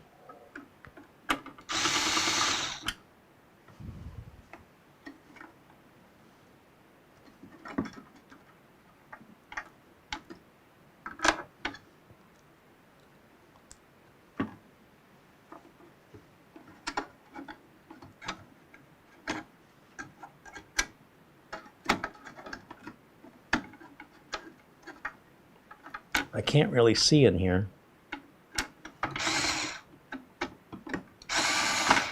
but it's apparently not lined up straight because the screw is not starting. Well, that one is. So that what that indicates, if one screw is starting but another one isn't, that means the board is tilted on a yaw. But would that be yaw? Well, it's tilt. Basically, you've got up, down, forward, backward, and then you've got your wiggle, like a trapezoid. It's not trapezoidal, but if it's not installed correctly, it fits trapezoidal. When you get it installed correctly, it'll line up perfectly. There's a word for that term. It might be yaw. I'm not sure. But that's okay. Don't think you did anything wrong. It's just a positioning of the one half of the board versus the other is just not straight.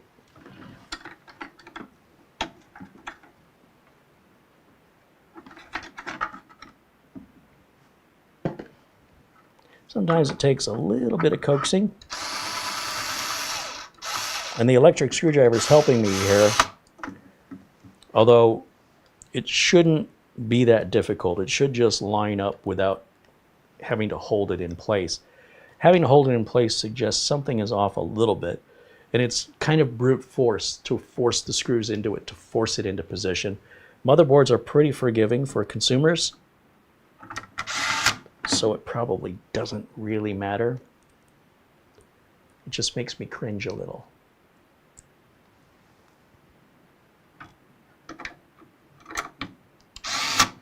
Especially since everything sat so well so far. That's the only slight fitment issue. Now, I wonder if this metal, the middle standoff, I wonder if we can put a screw in that. Wow. So it's got a raised lip on it instead of a post, and that's what the motherboard sat on that held it in for us. Normally they don't take a screw. That one does. I like that too.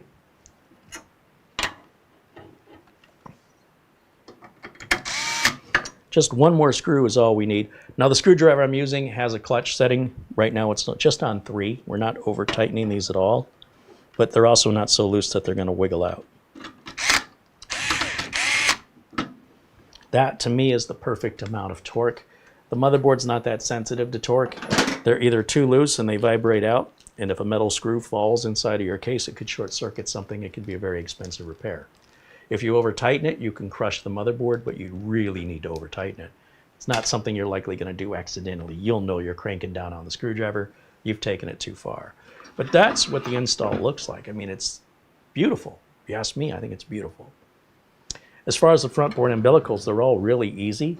This is our front USB 3.0 Type A USB here, and that's our HD audio right there. HD audio usually goes in this back corner where I'm pointing. It's very dark in here, and it's a little difficult to see even for me. But it looks like that should go there. This one will go up here, right? So we have that one hooked up and that one. This is our front panel connector, and they have unified it as one connector instead of one for your hard drive LED, one for your power LED, one for your power switch, one for your reset switch. Now we can look at the actual number of cables. That should be 8 cables, 4 pairs, 1 pair for each switch. There's only 4. It's only 4 cables in this 10-pin connector. So that means we just have a power LED. We're just across the top of the connector here, and that'll just go on right like so. Finally, we have our USB 3.1. That's the USB Type C. That's up on front. And our motherboard should have a place for that right by the power cable. Yep, right there. Right next to our motherboard power plug, jack, connector. Pick a word. Finally, we have to give the motherboard CPU power. And for that, I mean, I would like to route this cable behind, but they don't really give you any room for that in this case. If you notice, the rear panels are going to go on so tight. And because there's no case window, the only room for cable management's right in here. And remember, if you put drives here, well, then you're going to have to run your cables somewhere between my hands, which may be difficult for you to see. but you cannot go back here. This back panel fits flush against the motherboard tray. So any cables, you're going to have to just figure out a way to make them look nice and neat with some zip ties, and know that there's no case window for anybody to see it. But they'll also be easier for you to, for example, if we ever need to replace a power supply or replace a cable, just because they can't see it doesn't mean you should be sloppy with your work, because you also don't want the fans to potentially fall into your cooler fan. Like when you move the computer around, you're delivering it to the customer decides, I don't want it in that room anymore, I want it in this room. You're going to get a support call when they're hearing a sound that's like a brrrr. That's the cable up against the fan, or worse, they don't hear any sound at all, and they don't think anything's wrong when the fan has interfered, or sorry, the cable's interfered with the fan, and it's restricting it from turning. So we want to cable tie whatever we can to take up the slack, and we'll just kind of keep it all maybe something like this. It still will be a relatively clean build. And finally, we have the motherboard power cable, and once again, that's got to go on where we're not hiding the cables, but managing the cables. And that's it. Our build is done. We have completely built this. Remember, we already prepped the motherboard. The motherboard already had the CPU, the cooler, and the thermal compound, and the NVMe drive storage, and the RAM. We've even installed Windows on it. It was a while ago, and it's probably well out of date for Windows updates. How much so? I know one way to find out. Let's plug it in and turn it on and see what it looks like. And just to make things interesting, and I would normally not do this, remember, we have 2 more panels that go back on, but just for grins and giggles, I want to see what this is going to look like with a little preview, since the panels are so easy to remove and install.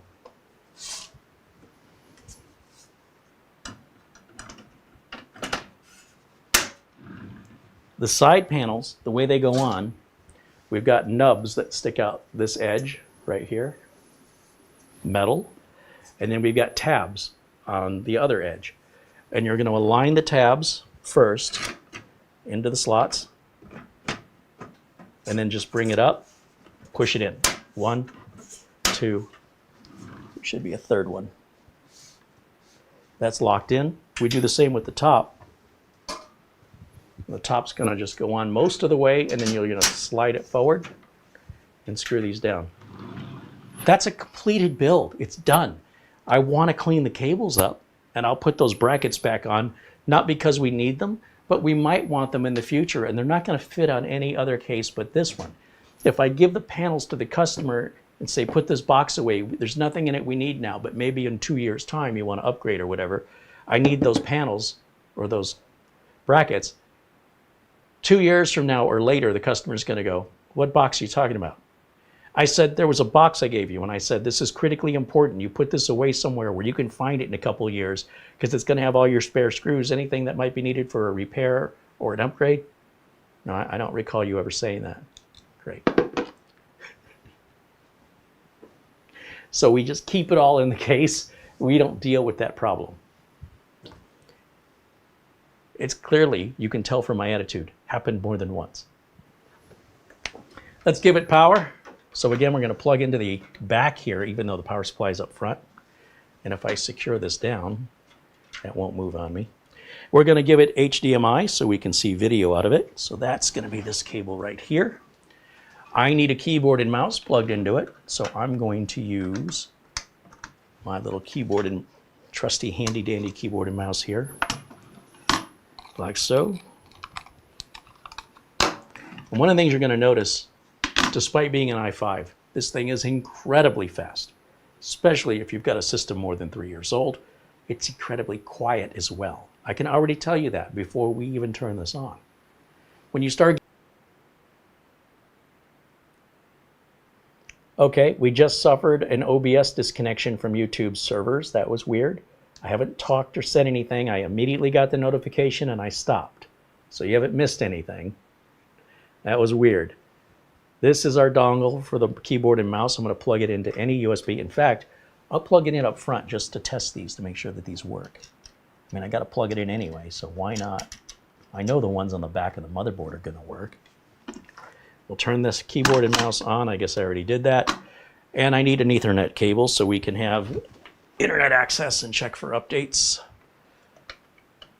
Now this motherboard also has Wi-Fi built into it, and those antennae are in the box, so the customer, if they want to move this to a room, because it is small and portable, if they want to move that to a room that's not cabled, it already has the Wi-Fi. It's built into the board, and it's also why the board cost what it cost. It's not expensive. We got what we paid for. If we wanted a version without Wi-Fi, we could have saved 20 bucks. Let's turn it on. I guess that's the power button there. Is anything happening? I don't know. I don't see a power light.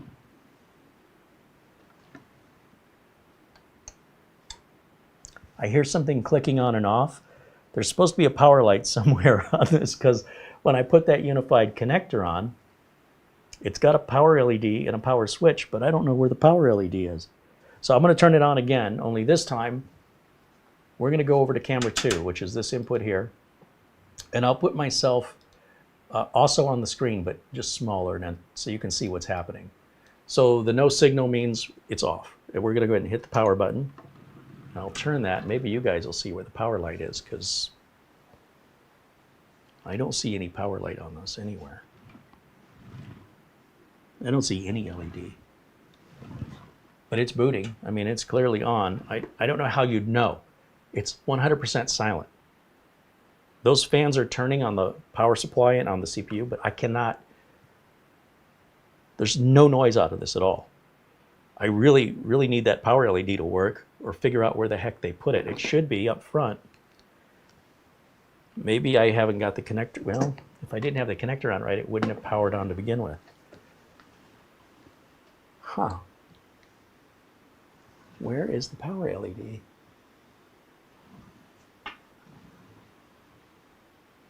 I mean, I don't even see a spot for where the LED would be unless it's behind the button. And if that's the case, it's not working. I don't know where else it would be. I guess now I'm going to go to the manual, figure out if it says where the power LED is.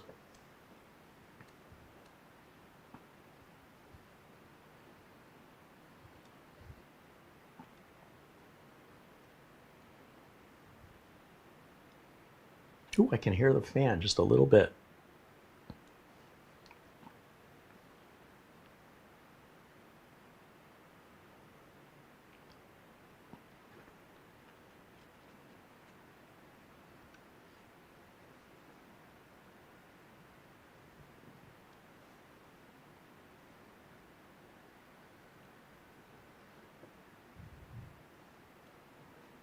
I'm looking for something in the documentation, and the documentation is fantastic, by the way. It's lots of big pictures and you know, dotted lines showing you where everything lines up. Not a lot of words. I appreciate that things can be explained in photographs. Oh, and this is all in German anyway, so it doesn't matter.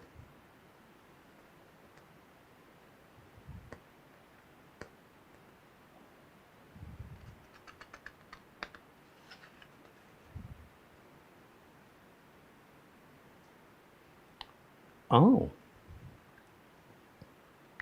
Oh.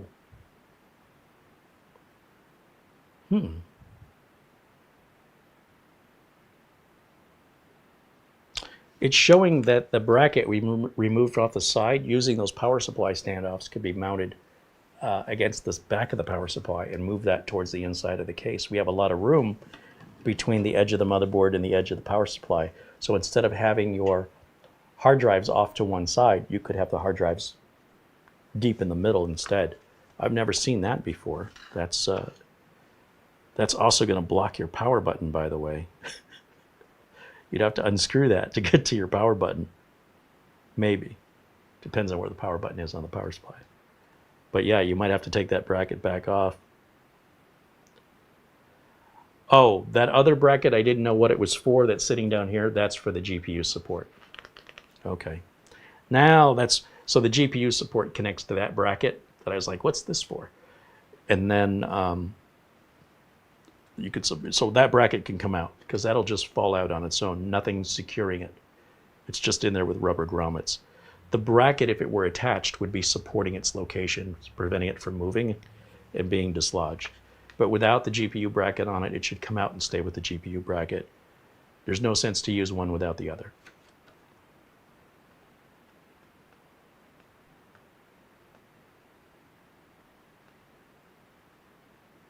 Oh, this is an interesting option. The power supply doesn't have to go in vertically. It can go in horizontally. And then your fan would be up, drawing air in from the top. That's wild. So that's what one of these brackets is for, is so that you can, and I don't know how well you can see the documentation, you can pull the PDF file up for this case and look at it on your screen if you're that interested in the detail.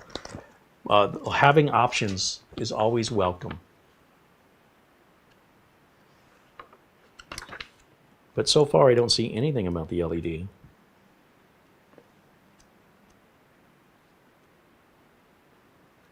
Like if they talked about it, I already skipped past it. I'm looking for something describing the front panel.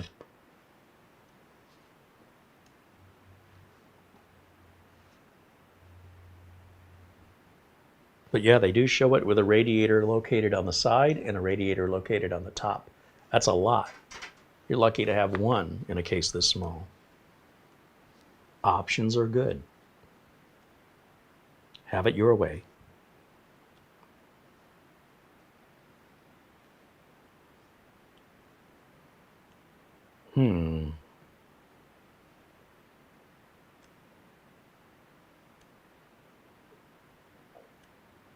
While we're waiting, I suppose we could do a few updates here. Let me turn off camera one for just a second so I can see. Let's jump over here. Oh, this has been a while. Let's update that. And while that's happening, let's take a look in the chat room.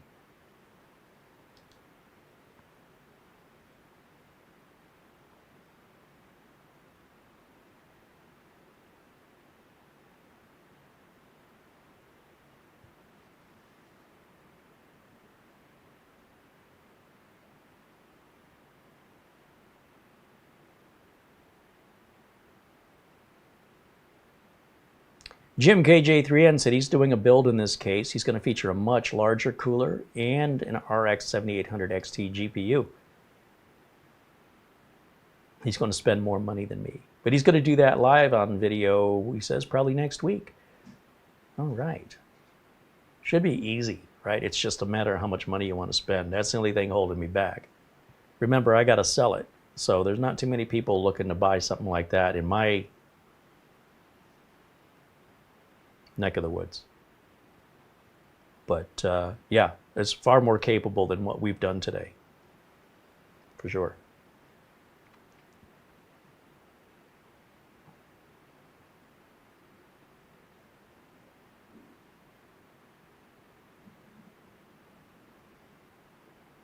All right, I can only go back so far in the chat. So if you guys have any questions that have been asked and I've not addressed them, it's because I haven't seen them. Let's see, I want to go over here. And I want to go over here. Oh, now I can see.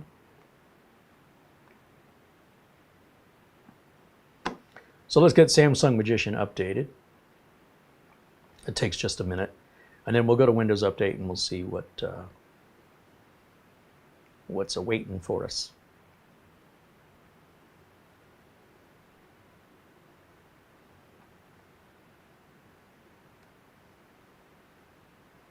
I hear the fan just slightly cranking up there. Very mild.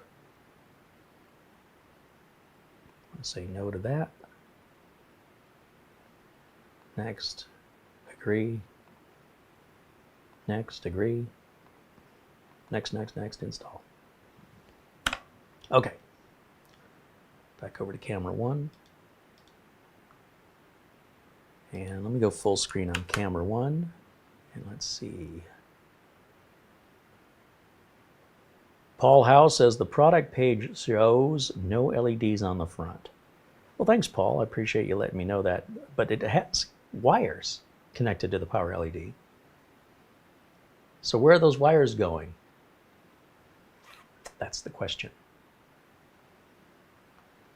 Jim says he'll probably sell his old computer on Java. So Java is a site where you can sell GPUs, motherboards, or whole systems. I would use Java, except it costs way too much money. Java takes a cut, a pretty significant cut of whatever your sale is. And you cannot restrict your shipping to say, let's say I only want to sell in Arizona. It's not an option. As far as I know, I have to offer it to everybody in the United States. And that means packing it and shipping it.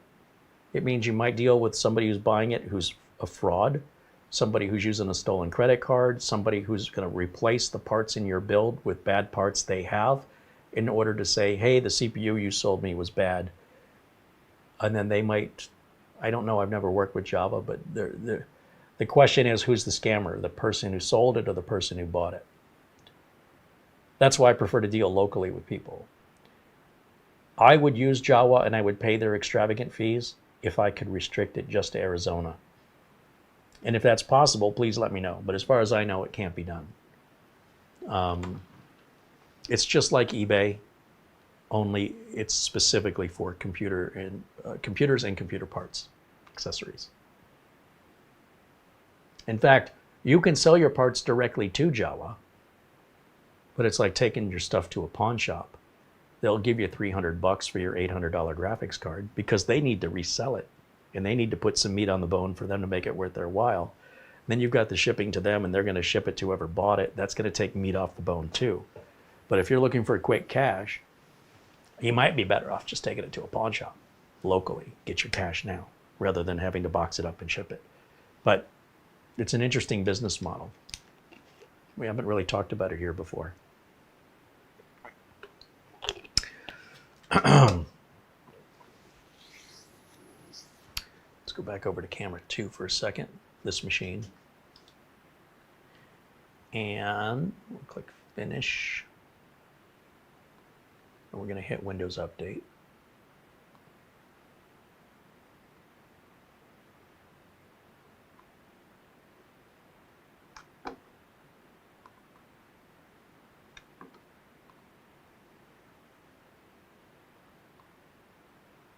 Status of our drive, everything looks good.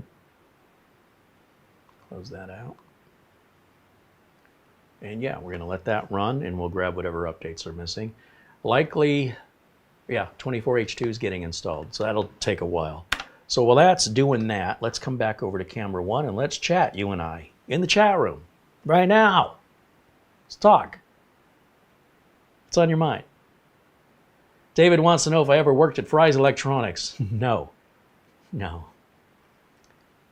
No.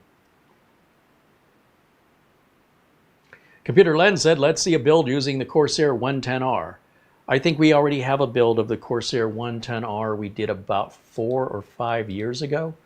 But maybe I'm confusing that with a different model. Let's see. Look over to YouTube. Now remember, any video older than 12 months, you'll need a membership to visit our archive. We have over 1,000 videos in the archive. And for free viewers, just the last 12 months are available for free. Once those videos hit month 13th and when they're 13 months old, they get pushed out to the archive. This is also for YouTube algorithm optimization. Despite what you've heard others say, we have found that it's actually helping us find new viewers by not overwhelming them with too many choices where there's 1,200 videos and they don't know which one to watch or they can't find the one they're looking for. The vast majority of viewers are looking for current content, not historical. So for that reason, the archive and the historical history of videos on this channel, they're available to our members who make the new videos possible that will eventually become a part of our archive, right? See how the wheel goes around that way. Let's take a quick look here. CareyHolzman, given that I'm a member, let's search for Corsair 110R. Pretty sure I built in it. I see a couple videos from Corsair.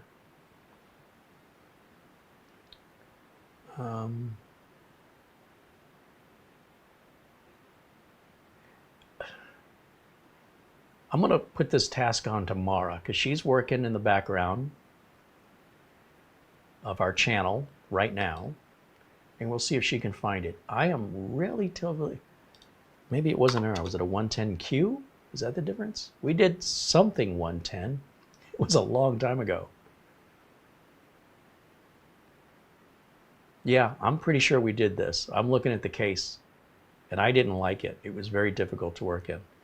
It looks good. I am pretty sure that's in our archive. I just have to find it.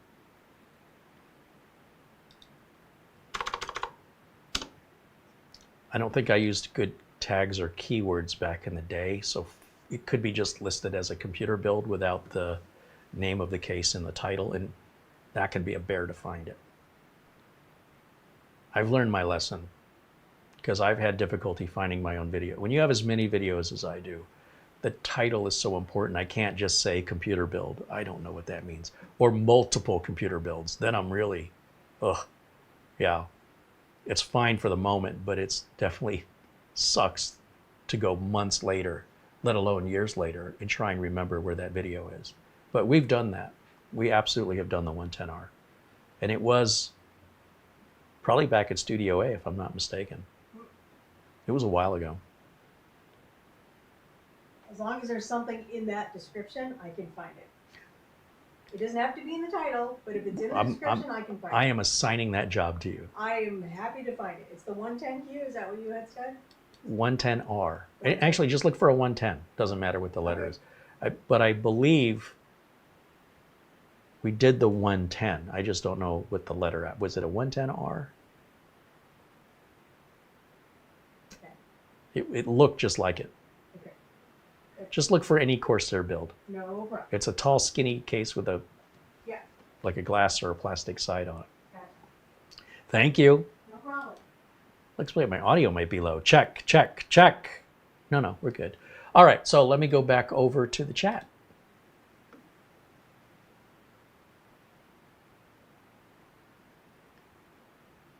Have you guys seen the price of Bitcoin?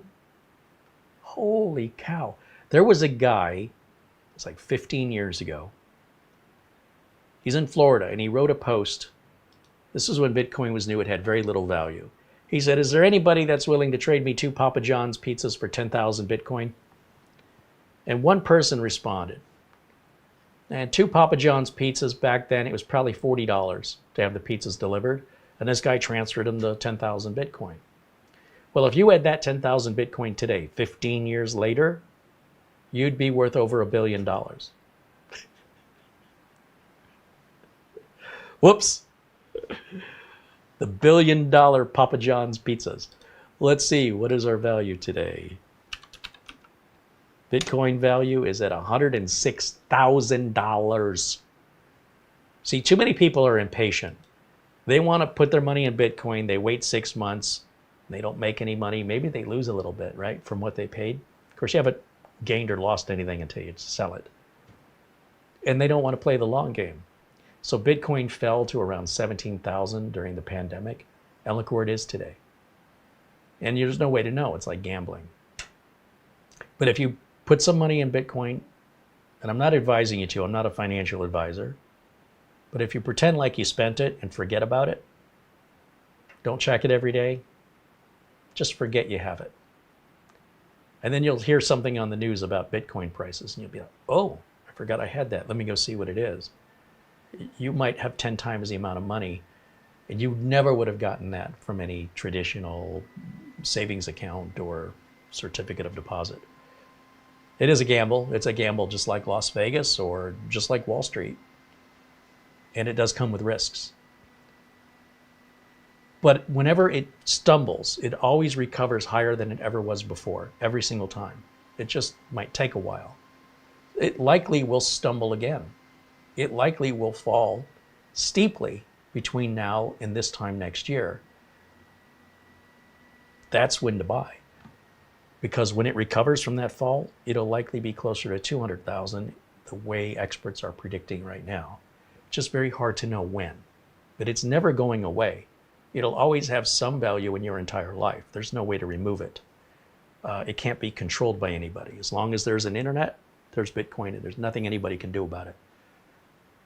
So it's always going to have some value. We just don't know, is it going to be great or is it going to be little? Anyway, nobody's talking about it when it's doing well, right? That's not what's in the news. When it stumbles, then, oh, you know, you guys should have known better. We told you this was an unstable currency. And when it succeeds, because it never stumbles and stays there, it always, give it a few months, it climbs right back up again. Just look at the history of the last 15 years. It just repeats, but every peak is higher than the one before it. It just keeps fall bigger, fall bigger. Is that going to continue? Will it continue that trend? I don't know. I am hopeful. But in the meantime, I'm not expecting it to happen tomorrow. This is a long game. This is not the time to buy it when it's at its highest price ever. That's the worst time to buy it. But I just don't understand why. If it's only bad news, they only report, right? They don't report anything positive. Anyway, what's my update doing?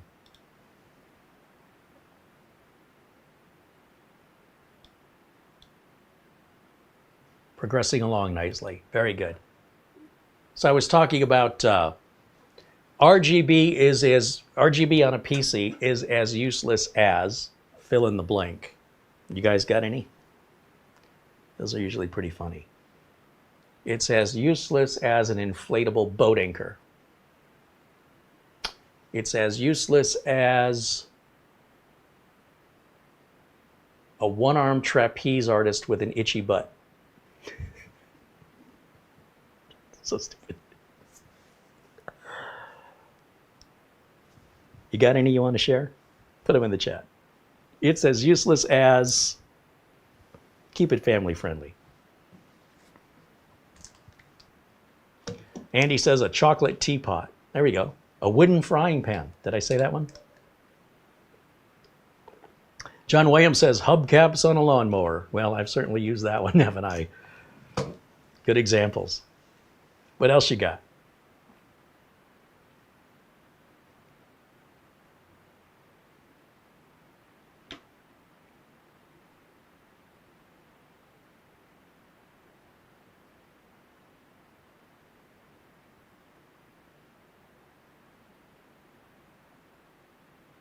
Jim says his new build, he's moving parts that have RGB into this case, but he says when he moves those parts, there won't be any RGB except for the RAM that was donated to him. And you'll be able to see it through the holes, right? Through the mesh, you'll see the RGB. It's not like it's completely solid here, but you definitely won't have the same effect. It'll be much more muted. You might like that.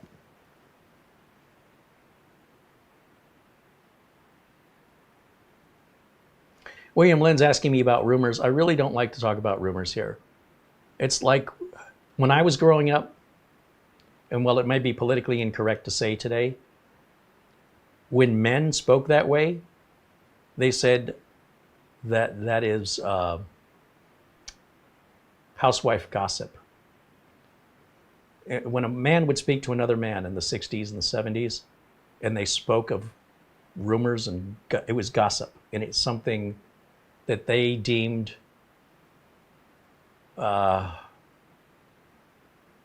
inappropriate for men to do. It was something women did. Now, this was the 60s and 70s, but I was raised in that era, and I was taught not to gossip.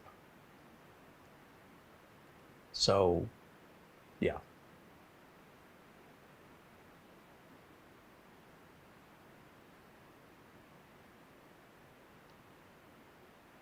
Jim says, old wives' tale. Yes, old wives' tales. That's exactly right. Thank you, Jim. I knew there was words for that. Man, the older I get, I just can't find the words anymore.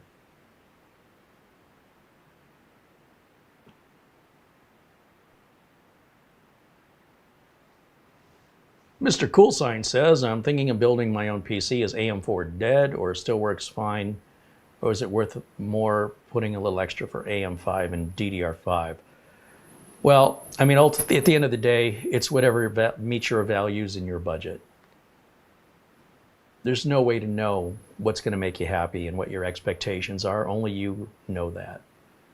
AM4 parts are sold brand new on Amazon and Newegg. Nobody's ripping you off. So at the end of the day, you'll have to determine what your budget is and what you need the PC to do and if you're willing to sacrifice in order to have the PC when you want it. And you'll make whatever decision is best for you and nobody else but you. And you're the only one who can make it.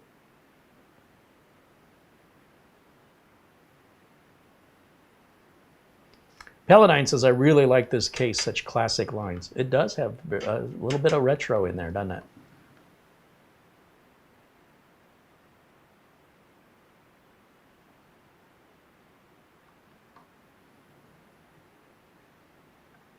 The old 142 says, as useless as a politician with a microphone.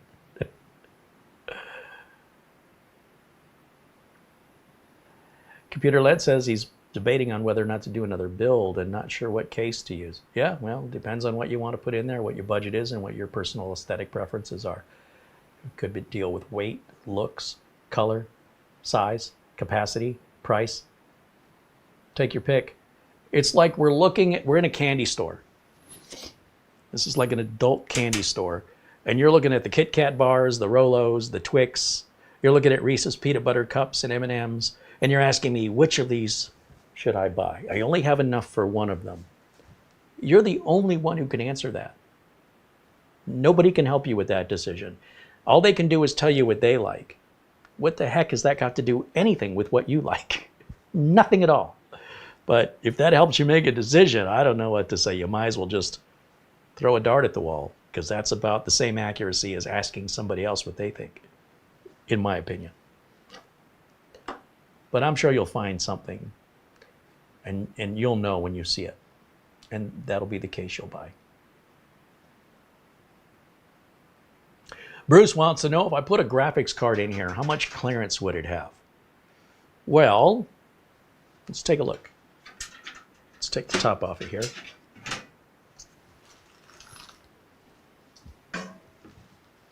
Ooh, we got some heat in there. I definitely want to put a rear fan on this. I've got a couple Noctuas laying around.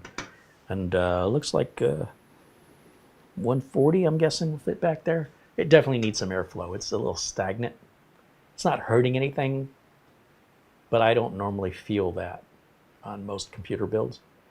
And because of that feeling, talk about feeling, something benchmarks can't tell you. AI cannot tell you feeling. They can't replicate feeling. What I'm feeling up here is not normal. It's not harmful. So for my own feeling, I'm going to put a fan back here, and I'm sure that's going to reduce or completely remove that unusual warmth. It's not hot, but it's hotter than room temperature. It's noticeable.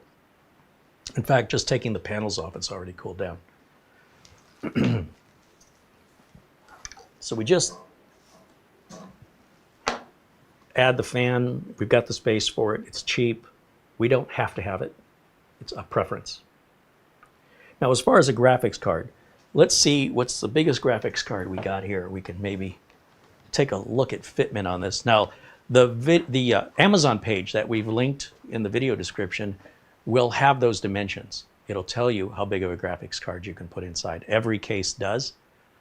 And let me look. Where did I put GPUs? Oh, here we go. This is what, a 3070? That's pretty big. That's probably the biggest card I've got. And you know it's old because it's made by EVGA, and they haven't made graphics cards in a long time. This is a dual slot, pretty standard length GPU. I think you'd agree. And now the system's on, so I'm not going to actually seat it, but if we get an idea, I mean, we got tons of room, tons of room.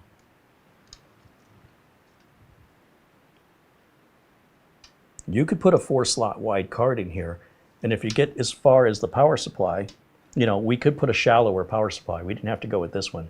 That ASUS 1000-watt power supply is not this deep. It would end right about here, and that would give us a little more clearance if we were going further, or we could just bend the cables out of the way on this one. We could make that work too. But yeah, you're looking at right about there, and we're still quite a distance from the power supply. I don't think you're going to have any GPU restrictions on this case at all. I don't think there's a GPU made that won't fit in here, but I could be mistaken. And if you know of one that may not fit in there, I'd like to know what the make and model of that is. I'm just curious. I don't think I've ever seen a graphics card that big in my life.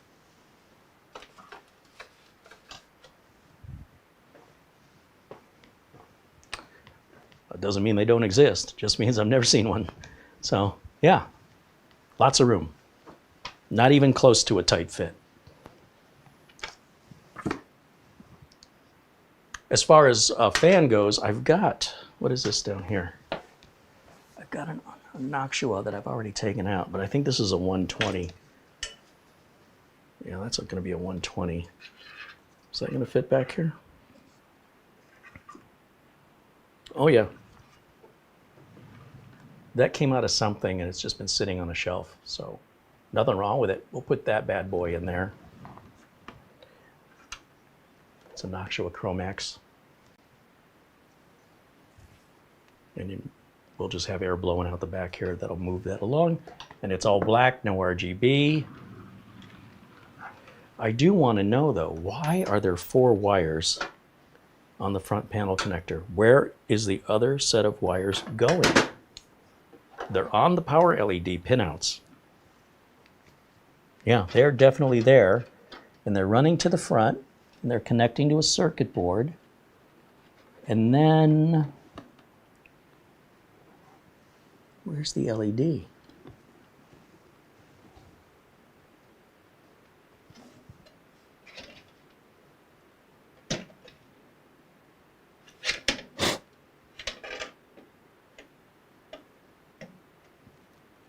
Sorry, I guess I thought it was an Atari cartridge. Or Nintendo.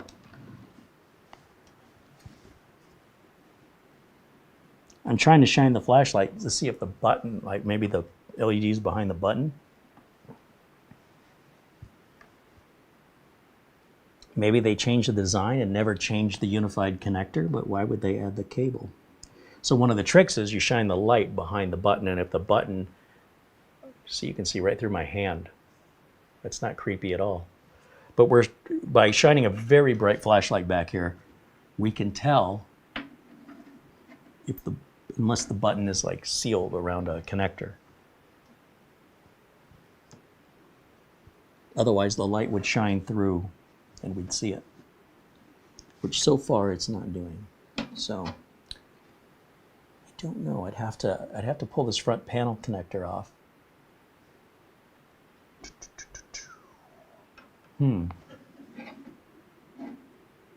It's not looking promising. I don't know why there's 4 wires. Obviously, the power switch needs 2 wires, but then what are the other 2? They are plugged into the power LED on the motherboard, so we know what they're for. What we don't know, so power LEDs only work if they're wired with positive to positive and negative to negative. And is it possible that it's been wired backwards? Easy way to tell would be if I could reverse the connector and put it on. I don't think it's going to let me do that.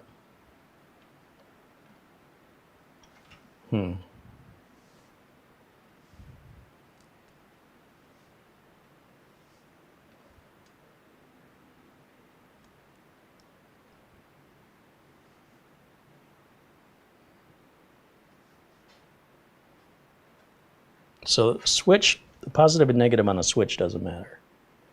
But it absolutely is critical that they're in the right order for an LED to work. So either there's an LED there and it's wired backwards somehow at the factory, or they remove the LED.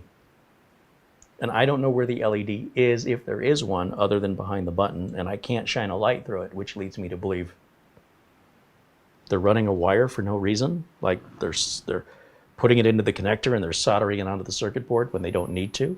That doesn't make any sense because that adds cost to the manufacturer. Baffling. Now this little piece down here that I talked about before, this holds the GPU bracket on, but nothing really secures this in place. You see how I just snapped that right out? That fits in there really loose. So I'm going to keep that with the GPU connector. So without it using one, I won't use the other, because I'm afraid that's going to be a pain point when eventually it just loosens itself and it rattles around in there. It's also metal, although it's not as fine as a wire tie, it could still short circuit something. And at the very least, be really annoying because it rattles really loudly, metal on metal.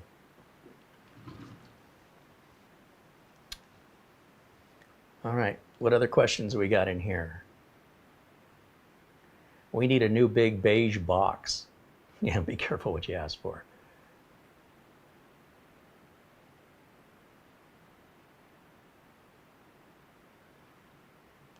Zvi says, for this case, in white, you can buy an optional left side glass panel. But understand the glass is not aerated, right? So the front panel we have now is fully mesh. So when you put that glass panel on, you're restricting the airflow in the case. Now, I started this video off saying that doesn't matter anyway.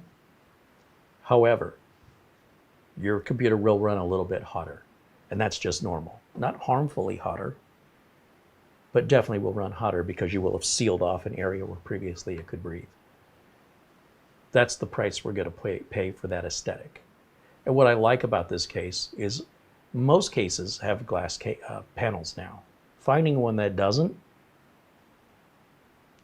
getting rarer and rarer.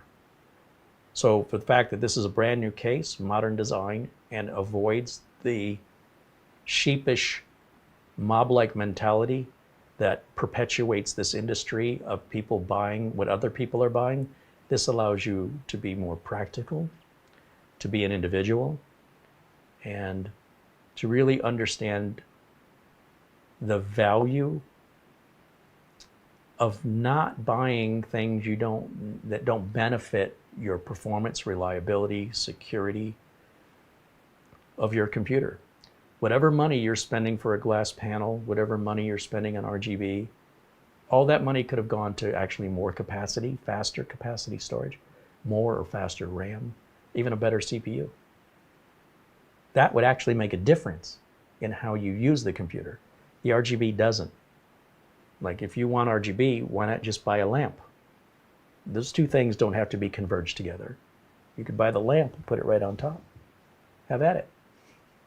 It's much easier, but you know, to each their own.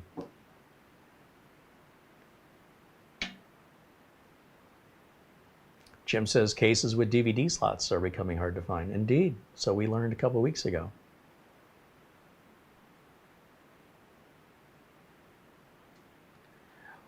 Old McDonald has a car. In the chat room says, my RTX 2060 Super is bad. It's probably not worth the price of repairing. How backwards compatible are the newest cards to fit into an old Z390 with a 9700 Intel? Well, they all fit the same. You just may not get the performance of PCI Gen 4 or Gen 5, right? Because if you're a 9700, you're going to be a Gen 3 PCIe slot. As long as your case can hold it, your bottleneck will be the CPU and the board itself on a higher end video card. Like if you're talking 3080, 3090, when you start going down below that, it probably doesn't make any difference in performance. But if you want to cut corners in costs, then you're going to cut corners in what you can do with it. One directly impacts the other one. So if you want to play all your AAA titles in 4K, but you want to do that on a 9700K, and you want to put a 4090 Ti in there, it doesn't make any sense. It's not. It's like you want a Ruth's Chris Steakhouse steak and you want McDonald's fries. These two things are two different unrelated items that don't go together. You could make that happen, but why would you? They're not well matched. But it'll work. Just may not work to its full potential.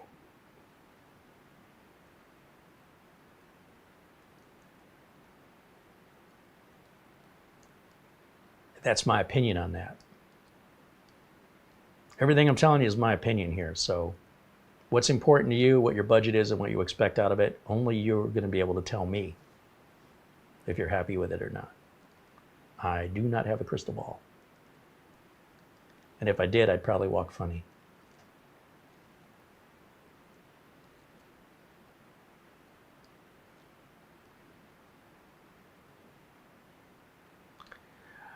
Paladine in the chat says, according to Leon Lee, that particular case has no power LED up front, but it appears that a couple of others do. Oh, well, maybe it's just the same connectors they use on a number of different cases, and it's just cheaper to manufacture them all the same. That makes sense. Luke Greenia says, I hope that wasn't a broken part from earlier. I still have that part right here, Luke. I have no idea what it went to. It's definitely broken, but from what? There's not much plastic on here other than the front panel. Oh, you know what? There is some plastic on the circuit board that the connectors hook up to, and that just may be something that helps hold the circuit board in place, but the circuit board is also screwed in, so maybe it's got clips and screws. It's not going anywhere. And if that's where it came from, it ain't gonna be missed. Everything is metal on the case, everything, except this front panel. So whatever this plastic little clippy is, it didn't come from the panels, except maybe the front bezel. We inspected it, it's clean, there's no problems.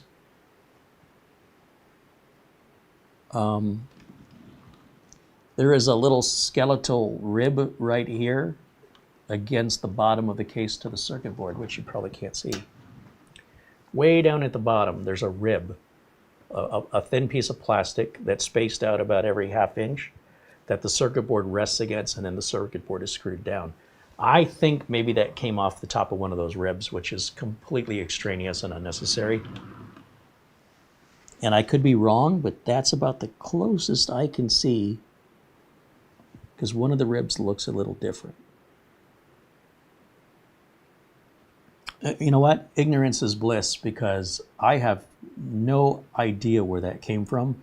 Everything is metal. So those couple of parts that aren't metal all look perfectly seated and happy.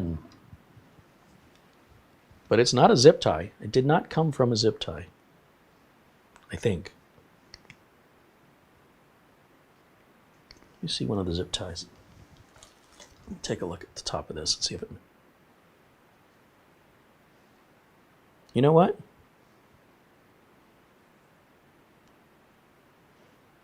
That fits perfectly over a zip tie, the same width. So this buckle that the zip tie slides through, it looks like half of the buckle. And remember, the zip ties were broken, and I was hoping it was a piece of the zip tie. It's just broken in such a weird way. It doesn't resemble a zip tie, but it's definitely, yeah. It's a piece of the buckle on the zip tie. Good riddance. Going in the garbage either way. It could go in the garbage in one piece. It can go in the garbage in 6 pieces. Its destiny remains unchanged.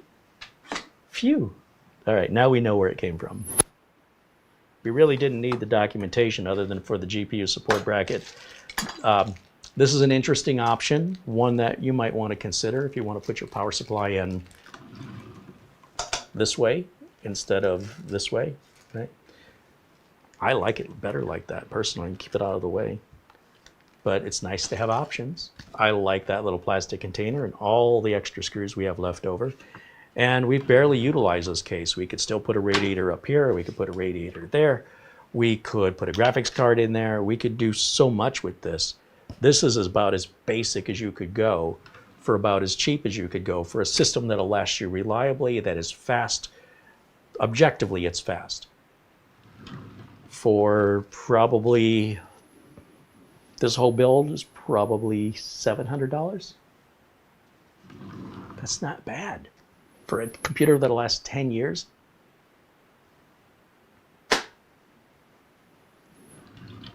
Good luck finding a video card for under $700. That's the expensive part. Anyway, you need what you need, you know?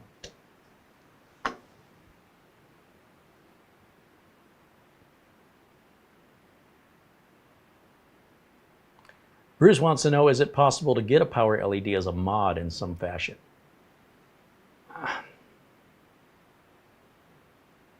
I wouldn't. Power LED is not rocket science. I mean, if you go on Amazon, for example, you can get a button like this and drill a hole inside of the case, and it screws into the hole. And this would replace your power button and your LED if you wanted it to. Or you could simply buy an LED, drill a smaller hole and poke it through and put a little hot melt glue back there. But then your side panel is going to be wired, you know, tethered to the motherboard. You wouldn't want to drill into the front of this because this piece comes off separately. So in order for the button to be on the outside, then you'd be tethering the whole bezel to the front of this, and you'd have to go through your dust cover. You'd have to drill a hole in that too. You could put it on the top, but then that would interfere with the radiator if you ever wanted to put a radiator or fans up there. You could put it on the other panel on the other side, or if you really wanted to, you could find an empty spot here, maybe in the corner, and drill a hole and just put an LED in there and run the wire internally. Depending on your level of skill, it's not difficult, and you'd have the LED kind of poking out a little bit. You can even buy a recessed LED like this that's in a little holder. It's going to be a bit wider, and it's just a positive and a negative cable. I mean, as far as a mod goes, that's very, very minor. The other thing you could do is put some RGB on it somewhere that would shine through the case just to let you know when it's on. This power supply has a glowing E, this particular power supply. Let's see if you can see the E, the green light there? So if we look at the top of the case when the panel's on, if you look at it towards the front, that will shine through that mesh top. So for example, now not all power supplies have that. This one just so happens to have an LED back there. And we could use that as an indicator of on or off. I mean, you're living in a pretty sweet world if you can't tell when your computer's on or not. I mean, that's a quiet PC. But if we slap that on, we just hold that on there, and then I tilt this up towards you. Remember, you're probably going to be looking down at this. You can see that LED through the lid. Another benefit of having mesh, right? Not only does it breathe well, but it allows the light to shine through. So you have a lot of options there. I don't like modifying anything brand new. If it doesn't meet your needs, I'd suggest you don't buy it. Buy something else that you don't have to mod. That's my advice. If you're buying something that you immediately have to mod, you did not buy the right thing for you. Jim says RGB RAM would solve the problem. I think that would, yeah. It'll shine through very easily when it's turned on. But you're just not going to be able to see the intricacy of the RGB. It'll just be like a blur of different colors that are very difficult to discern where they're coming from other than this side of the inside of the case. But as far as a power light goes, you know, it would certainly indicate power. The other thing that indicates power is simply looking at your monitor.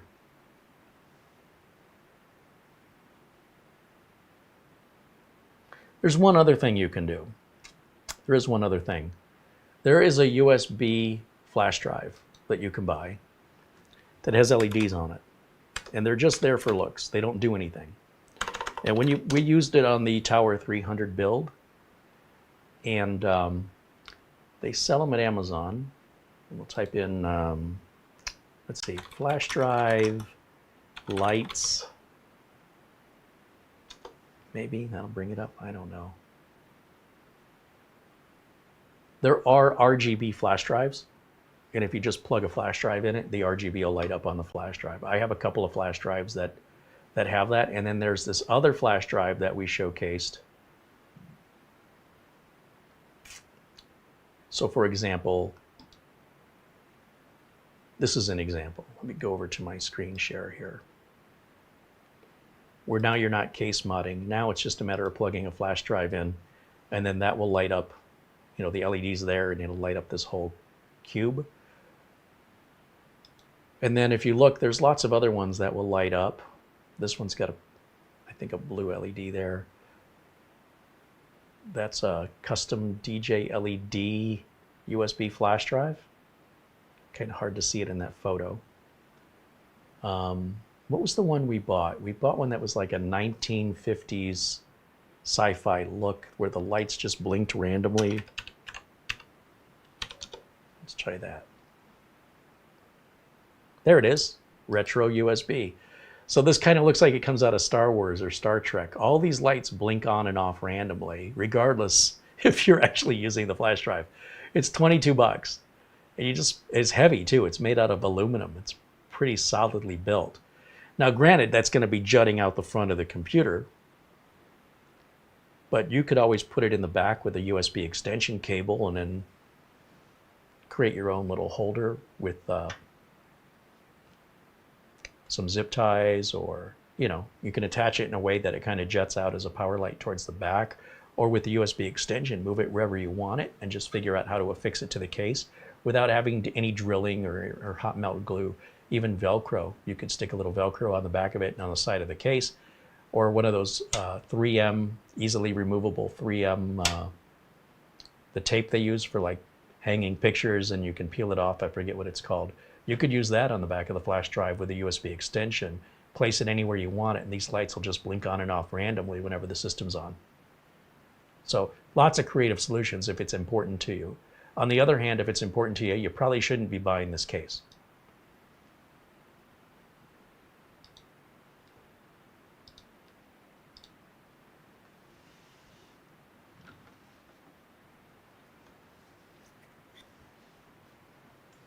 William Lynn said those 3M, the tape I'm talking about, those are called command strips. That's exactly right. Couldn't think of it. Thank you, William.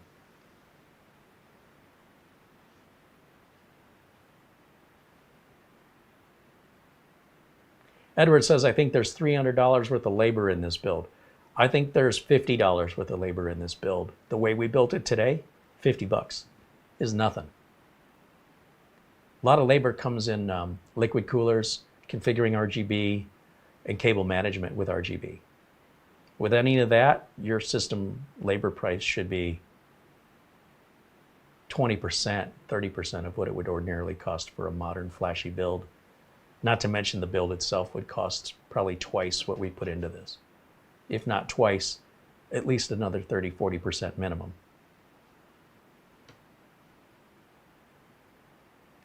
Bruce Key mentions you could put a rear LED fan in it. You could. Yeah, it'll reflect off the wall. That'll let you know when it's on. Lots and lots of options. It's ironic to me that I mentioned how this build has no RGB, and some of you are trying to figure out how to put RGB on it. Did you not see the title? Did you misunderstand what the reason? We were doing this in order to avoid RGB, but I guess even in the title, it's not clear to some people. They're going to have RGB no matter what. I know some people like that. Mara.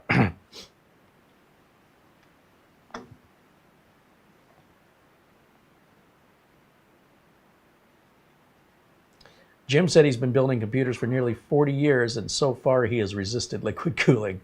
It's amazing. You'd think you couldn't live without it, the way the internet talks. Oh, I heard something coming from the back room.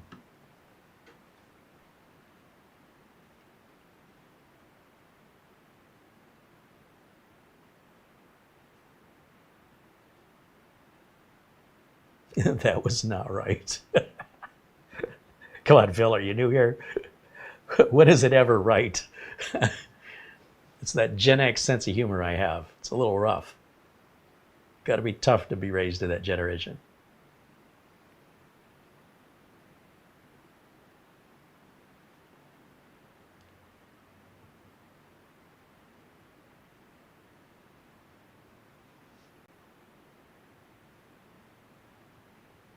All right, I don't see any more questions. We've run a little bit over today, but you know I like hanging out and talking with you guys. I'm just looking to see if there's any final comments, questions, and of course criticisms, because no matter how much I'm not interested, the more I'm not interested, the more people insist, just like the RGB. The more I'm telling you I'm building this not to have RGB, the more you're suggesting ways to add RGB onto it. I don't know what to do. I really want to buy a new pair of shoes. You should buy boots. Have you considered sandals? I don't think you heard me. But you know, such are the joys of a content creator broadcasting to a worldwide audience. Some people get it, some people don't get it, and some people are just poking fun. I don't know which is which. Sometimes. Bryant wants to know if we're going to see Mitch this Friday. I don't think we have any plans for that, but maybe. Never say never. Bruce wants to know, would you be able to create positive air pressure within that case? What is the benefit of positive air pressure? Enlighten me. What is it that you've been led to believe? Because I'm very curious why you think there is such a thing that matters with a computer. So please enlighten me. What is the benefit of positive air pressure? Some content creators who are busy looking at minutia have created a new level of anxiety regarding heat, thermal compounds, fans, and air pressure that I've never before witnessed in my career. And it just came out of someone's imagination, and they've been able to prove a theory, but they've never been able to actually put it in practice. So explain it to me, please. There is a delay between when I talk and when you hear me, especially now as we're attempting 4K, we have to go to a low latency instead of an ultra low latency. And the reason I'm asking is I find when I provide answers, I'm not listened to, but when I ask questions, people give themselves the answers to the questions they asked, like an attorney who's questioning a witness on a witness stand. You lead the witness to the answer you want them to say without you implying it or putting the words in their mouth. It seems like a more effective means to communicate an idea when it was their idea instead of mine, right? So if the idea behind positive air pressure, and I want you to think about this with a critical mindset, if the idea is more air is being pushed in than is coming out, and that somehow has a benefit, my question isn't whether or not that's true that you can push more air in that's going out. I'm not questioning that. My question is, what real difference does it make in the real world with regards to the operation of your computer? Now, some people might say it creates less dust. So that means you never have to dust out the computer? No, it doesn't. You're still going to get dust in there. You still have to perform maintenance. Typically, dust cleaning isn't something that extravagant or needs to be done that often. Once a year, once every 6 months. So you're saying you don't have to do it once a year or once every 6 months? I got news for you. Positive or negative air pressure makes no difference. You need to blow that out regardless every 6 months to 1 year. There's no escaping it. The more fans you put on the computer, the more dust you bring in. Rocket science, I know. The more dust you bring in, the more often you need to clean it. But even in a really clean scenario, in the best case scenario, pun intended, you still need to open it up and blow the dust out of it. Nothing negates that. So I don't understand the mentality. It doesn't make any sense. You still have to do the same maintenance and the same interval regardless, and your computer's going to run just as cool regardless. It'll never run so hot that it affects the CPU thermal throttling because of negative or positive air pressure. Has no real impact on the real world. So if you have another example that I haven't considered where that positive air pressure actually makes a difference in the real world outside of your imagination, I would love to know that. Please educate me. I've been in this business a long time. And positive air pressures always existed before I was here on Earth, but it never had any impact on the practical maintenance or reliability or performance of a computer. It's all in your head. And if that makes you feel good, I mean, don't let me stop you. But the whole concept of it is just preposterous, in my opinion. But if there's something more to it, let me know.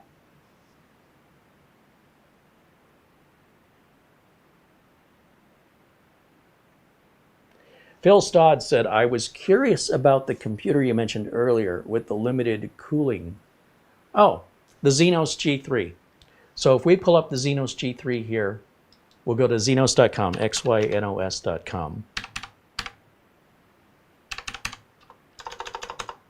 This is how unimportant cooling is. This is a real expensive custom-made case. Some people think it's ugly. I think it's beautiful. It's made out of aircraft-grade aluminum that is milled out. It has no frame. Each piece of the case attaches securely to the next piece without any air gap. It is a very tight fit. It has to be precision machined with a CNC machine, and many of the pieces have to be thrown out, well, not thrown out, but recycled, because any little bit off and they won't fit together. That's how tight they fit, and that's why there's no airflow in it. Now, at Xenos.com, and I do have the machine, I can bring it up and show it to you, but I have to move this one down, and it's updating right now, or at least the last time I checked. They have it in an anodized red, blue, or black color. It has I think a 7-inch color screen on the front that connects via USB. It acts as a second monitor. It has an LCD screen down here to put it whatever data you want, CPU temp, in just like a black and white LCD. No pictures, just text. It's got a Blu-ray drive up on the front that you can rotate the ejection from the left to eject from the right. And it is, again, precision built on a CNC machine. Do you see any vent holes on this? The top has what are inspired by Venturi, I think just they're called Venturis. You see them on the top of carburetors of hot rods in older cars. The person who designed this is a race car enthusiast or even a race car driver, and took the mechanical inspiration of the engine into their own custom design case. They did not qualify this case by any authority, nor does anybody. You want to design your own case, there's nobody to stop you from manufacturing and selling it. There is no air, input air on this case. You can look at it from every angle you want, and there is nowhere air gets in. Those top Venturis, those blow air out. Those blow air out. There is no way for air to come into this system forcefully. It only happens right through little crevices that exist in the I/O shield and in the panels, the slot covers or the slots themselves. Nothing's airtight back here, right? Because these panels don't fit airtight. But trust me when I tell you, there's enough air coming in. Here's the other thing where air comes in. There's no place for your power supply fan. You see that? The whole bottom is solid too. It's a solid piece of anodized aluminum. Aircraft grade aluminum, this thing's heavy. And when you put your power supply in, you need to put the fan facing up. Remember, that fan draws air into the power supply and then out the back of the unit. So where's the air coming in? If these fans are blowing out, and this power supply has to blow the air out, where is the air coming in? And if that's a problem, why has this case been available for sale for the last 12 years? Like, if everybody's system's overheating, why would this be in the market? Why would this guy sell it? Do you know how much this case is? It's $2,000. This is no joke. You've got no cable management in here. Basically, what you've got to do, when you run your cables, you've got to run them along the edge just outside of the window, right across the frame. That's it. This was designed for 2.5-inch SSDs, so you could put the labels facing the windows, or you could block those windows out with a piece of cardboard or paper. And then a little window into the case. And this will support a micro ATX case, right? You see the screws here? And the fact it's got 4 slots on the back of it, that indicates micro ATX. If it had 2 slots on the back, it'd be mini ITX. And if you look on our channel archive, you'll see we've rebuilt this about 3 times. I love this case. I love it so much. I just don't have anywhere to put it. And it's sitting right here at my side. And we've got it in blue, for those of you who haven't seen it. This is what our case looks like. And John Xenos, the owner of this company, custom made for us a piece that replaces the Venturis. It doesn't replace. These are 2 pieces here. The Venturis themselves, and then this middle. Each one of these pieces has to be individually machined. If there's any flaws in the machining, the electric process called anodization for the paint won't stick. And if the paint won't stick, the piece isn't usable, it gets melted down. They're very expensive to make these cases. Now, the owner of the company said to me, when you put a GPU in here, make sure to get a blower style card. And as long as you do that, there's no heat problems. And they use this for gaming. They have a whole LAN party kit with even customization. on the case itself for different games that's engraved and customized. And you can see this has a, again, this is pretty old stuff, but at a 690, and he's got an air cooler on there, right there, no heat problems. He has, you know, explained to me that he's running Call of Duty, and there were a couple other games at the time. Remember, this is 12 years ago, and he's cranking everything up as max as it'll go. Super high-end Asus ROG Hero motherboard in there. Never ever had a heat problem, never. So all this heat stuff is all in your imagination. This is something that is in the realm of overclockers. These are the people who create their own heat problems. And this case is perfectly fine. Yes? Just so everybody knows, that case in person is way better actually in person than seeing it as a picture. It's gorgeous. It's amazing. It's heavy. It's solid. It feels like it'll last forever. It's heavy. Yeah. It's very well built. Yes. And there is no tolerance. Yeah. Like if the piece isn't machined just right, it will not fit together. And I had a discussion with the creator. I said, look, these pieces don't need to fit that tight. It's not like it's going to hold a fish tank. You can allow for a gap. And he didn't really respond. But I was struggling. I actually had, when he customized the piece for me, it just didn't quite fit in right. So I sent it back. He's in like Toronto, Canada. I sent it back to him, and he machined it down, sent it back to me, still didn't fit. And you can't hammer it in. Like, it has to be right. It could have been loose, because the screws will eventually secure it, right, regardless. But you couldn't even seat it. So I sent it back to him a second time. He machined it again, sent it back. Remember, this is like 2 weeks, 10 days to get there and get back. We're dealing with customs back and forth. But he's the only one that can do it. I don't have the machinery to mill off just shavings. It's just, and then it fit. And then when it fit, it almost didn't even need the screws to hold it together. So how come that machine doesn't overheat? Now that machine right now sits, I'm pointing at it. The graphics card I was going to put in there, I have a 2080 Ti with the tape still sealed on the box. I haven't gotten around to it because that was one of the last blower sale cards I could get. And the 2080 Ti was the highest end card you could buy. So it's been sitting brand new, unopened in a box. But I've been using the onboard video, and we've got the Kraken liquid cooler, which he custom designed a lid for. This thing blows me away. It's 5 gigahertz, this machine. It's never had a heat problem, ever. Never, ever. So everybody talks about it like it's common. Like heat problems are, they're not common. They're only common to people who overclock or overvolt. If you're not doing that, you're not going to have a heat problem. I mean, unless your cooler has failed or you didn't install it correctly. So there's a lot of fear and anxiety over something that doesn't actually exist, or it doesn't exist for you personally. You're not experiencing the problem, and you don't want to experience the problem. So the idea is that we use this fear and anxiety to sell you products. And at the same time you're buying these products, you're complaining about e-waste. Well, if you'd stop buying these products, and especially things you don't need, like RGB and overkill fans and all this other nonsense, because all you're doing is you're buying future e-waste. So what I'm saying is pick a side. You want to be part of the problem about e-waste, or do you want to be part of the solution? And that's on you for what you're buying. Stop buying unnecessary electronic stuff that within 10, 20 years is going to be in a landfill. You'd think the manufacturers would be the ones to hold accountable, but no, they don't. They don't care. Manufacturers want to sell you product. They don't care what happens to it. They're not forced to. They don't care. It doesn't make them any money. They only want to make money.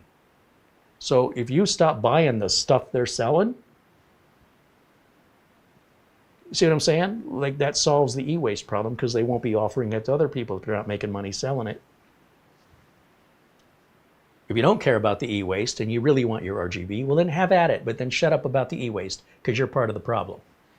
That's direct from Uncle Carey, right? Just pick a lane.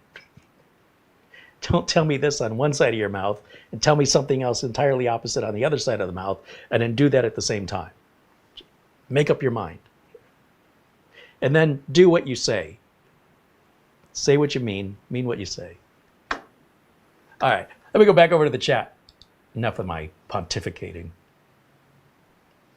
Eugene Ildago joins us and says hello.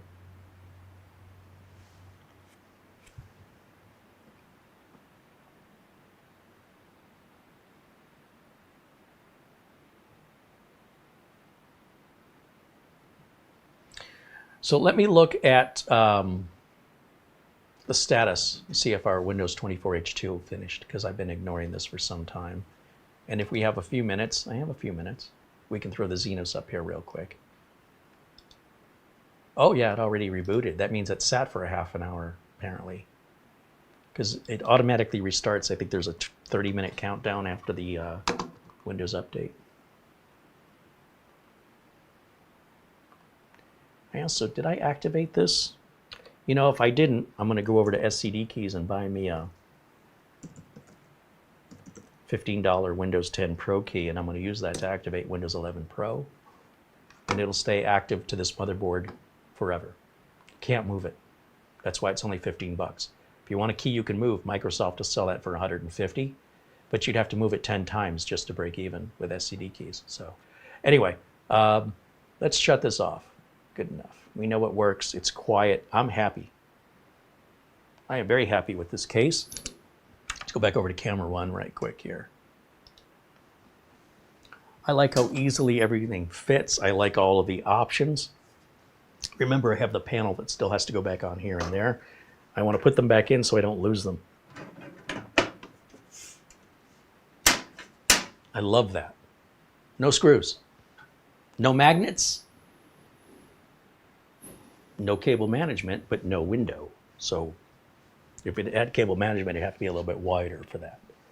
I'm good with it. I am very happy with this. And I don't have a case with a wooden front. So you think about all the builds I've done over the years, none of them look like this. And that's important to me because I don't want to build the same thing over and over. It gets boring for me. But just because something's different doesn't make it better. Sometimes something different is better. This would be an example, in my opinion, of both being different and better. We've seen a lot of different cases. Some I like and some I don't like. That Black Widow case, I got rid of it. That Sama case, I got rid of it. I've got a friend here that flips PCs, and I sold the cases for less than they cost me to buy them just to get them out of here so I never have to work on them again. That's how strongly I feel about them. I got rid of them. We're getting overcrowded in Studio C. It's a mess. And we have more cases coming in. We had 2 more cases come in this week, or between the end of last week and today, 2 cases came in. And they're getting bigger and bigger. This is one that came in late last week. And then the other one that came in is a Cooler Master, like HAF, you know, an older case, but really still looks good in my opinion. And I've never built in it, so it's new to me. And we'll probably put one of the Ultra 7s in it, because we still have another Ultra 7 build to do. We still have the ProArt Z3 Z890 build to finish, and we still have the other Ultra. We have 2 Ultra 7s, and the folks at Asus asked us if we'd be interested in testing their new B850 and 860, like one's the Asus equivalent of the budget chipset on the 800 series, and the same on the Intel side. We said, yes, please. But that meant we had to go out and buy more chips. I've got RAM and I've got storage. I don't have extra CPUs. So for that, and if you're wondering where your Amazon gift card money is going, I'll show you what we got coming up. We have this, and we have this. Just on the CPU side of things. Let's explain my logic here. This is the Ultra 7. This is using a different ASRock motherboard, but the same chip we've used before, although same model, not the exact same chip. This one's still sealed, new in the box. So we have an Ultra 7. When we talk about the B860 and 850, we're talking about mid-range boards. So for those, I don't want to use Ryzen 7s or 9s or Ultra 7s or 9s. I want a 5. So for this price, we've got an Ultra 5. So we will build with an Ultra 5, an Ultra 7, and an Ultra 9. That's the whole family right now on Intel. And we'll use that on the Asus board they send whenever we get it. It's not even on their website yet. And then we've got the Ryzen 5. And I had some difficulty on this because this is significantly cheaper than this. You'd think they'd be identical, but if you spend the same amount of money this costs on the equivalent Ryzen, then we can do much better. We can go to the, what is it, the 9600, I think is the Ryzen 5, and this Ryzen 5 is a, no, this is a 9600X. We could go to a 9700X. You can price it out. I'm pretty sure I'm remembering this right, though. I think the 9700X is the same price as the Ultra 5. But the 9600X is actually closer in performance and is like $70 cheaper. These are mid-range. And the boards we're going to put them in are mid-range boards. We're not putting high-end CPUs in mid-range boards, and we're not putting mid-range CPUs in high-end boards. Okay, so like this board here that we use today, this is the 760, not a Z390. But a B760. That's the budget. The 790 is the enthusiast. Same with the 800 series. There'll be an 860, there'll be an 890. And on the AMD side, they do the same thing. The 870 versus the 850. So we don't have those yet. They haven't come out yet. But we're ready for them because even though Asus sends us the boards for free, we have to provide the RAM, the storage, the power supply, the case, the CPU, the cooler. And that's coming from your contributions, not from corporate sponsorship. And it's because of you guys who do that that we're able to make this content. And I didn't put this one back for some reason. All right.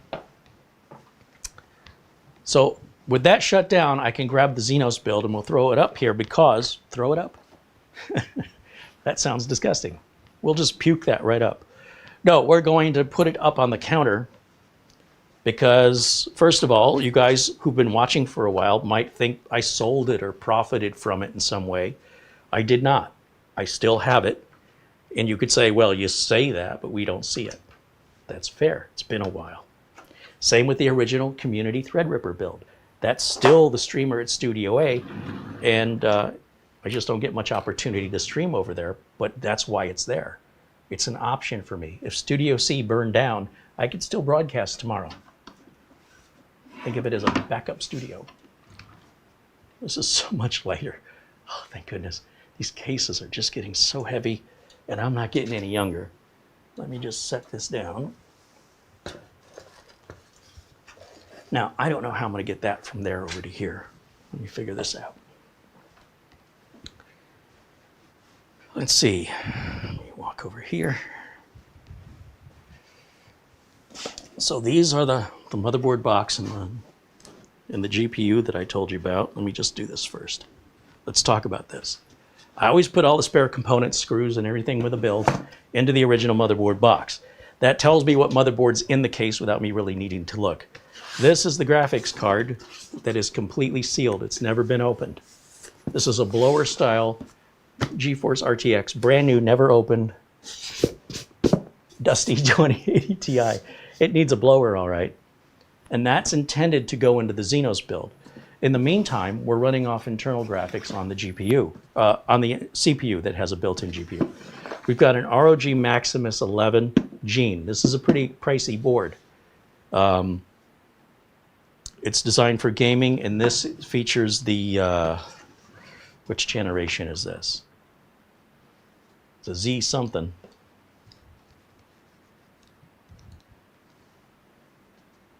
Z390. So what I want you to keep in mind is you go, well, that's old. And you go, okay, but you know what was in it before? Like a 200 series or a 100 series. And then this is the third motherboard, the third upgrade. That's how long we've had the case. So it's already due for an upgrade, and we haven't even really used it much as far as keeping up with the tech goes. But as far as functionality, it runs fantastic. So we have a ton of spare parts in here because this motherboard came with a bunch of stuff. and including the extra screws. After all these years, how would I find anything, right? So that's my system of organization, so I don't, you know, end up not being able to put something back together because I have no idea where the screws or brackets or extra, you know, antenna or whatever are. And then I have to go searching to find them somewhere on eBay and hope for the best. But let me grab the Xenos itself, and it's heavy. So bear with me for a second as I set this panel off to the side. In fact, I'm going to leave the side, I've left the side panel off of it because I'm not done with it. And it's a little dirty. It's got some dust on there that I need to clean. But I don't want to scratch it because it's anodized aluminum. It can scratch pretty easy. So we definitely want to treat that with care.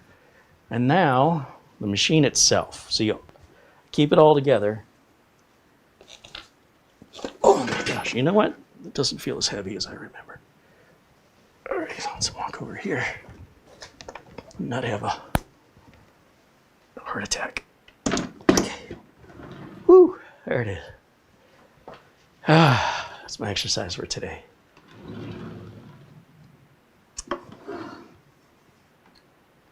Keyboard and mouse, plug that in. Power. Power's down here. Power, plug that in. Ethernet, plug that in. This does have Wi-Fi.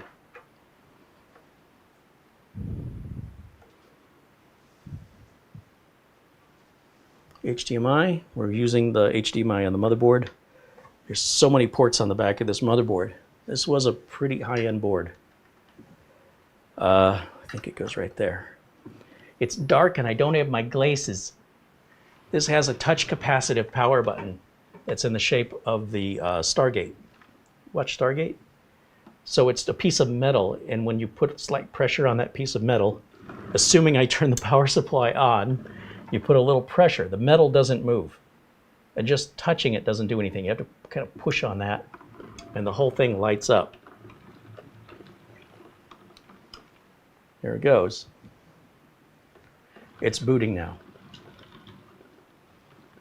And in just a second, without me switching over to camera 2, this hasn't been turned on in a while. So it's retraining the RAM. All of this is normal. You'll see the NZXT cooler is displayed upside down, but once the CAM software loads, it flips the screen the proper orientation.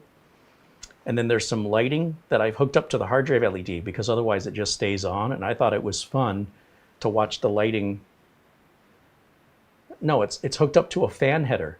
So as the system heats up and cools down, the lights get brighter and lower on both sides. And this is the custom piece that he made and engraved with the Intel logo on this piece here.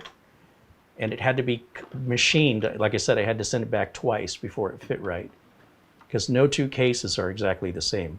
They're that precision machined. And I told him I needed it to fit specifically the specific Kraken cooler. And so he engraved the Kraken on it and the Corsair logo. And he did all that just for fun. Now, that piece alone is probably $300 or more. And you'll see that piece is not available on the website. I think he was using me as a guinea pig to see if there was any interest in that. But it has to be, you know, it would only fit certain cooler radiators that fit in there. And then these Venturis up here on top, these are just, I believe the air is going out the top of these. Trying to remember the way I built it. Now when this fires up, we should see this screen come on.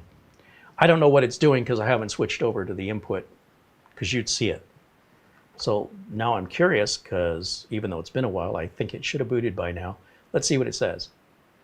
Oh, well, it's been such a long time since we booted it up, it lost its entire BIOS config. So we'll hit F1. And all right, that's all well and good. We can just save and exit this.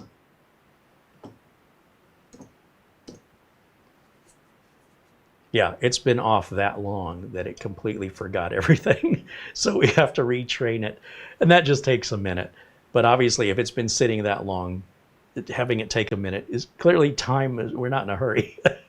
So now as it turns back on and you see the no signal, it's resynchronizing with the BIOS save settings.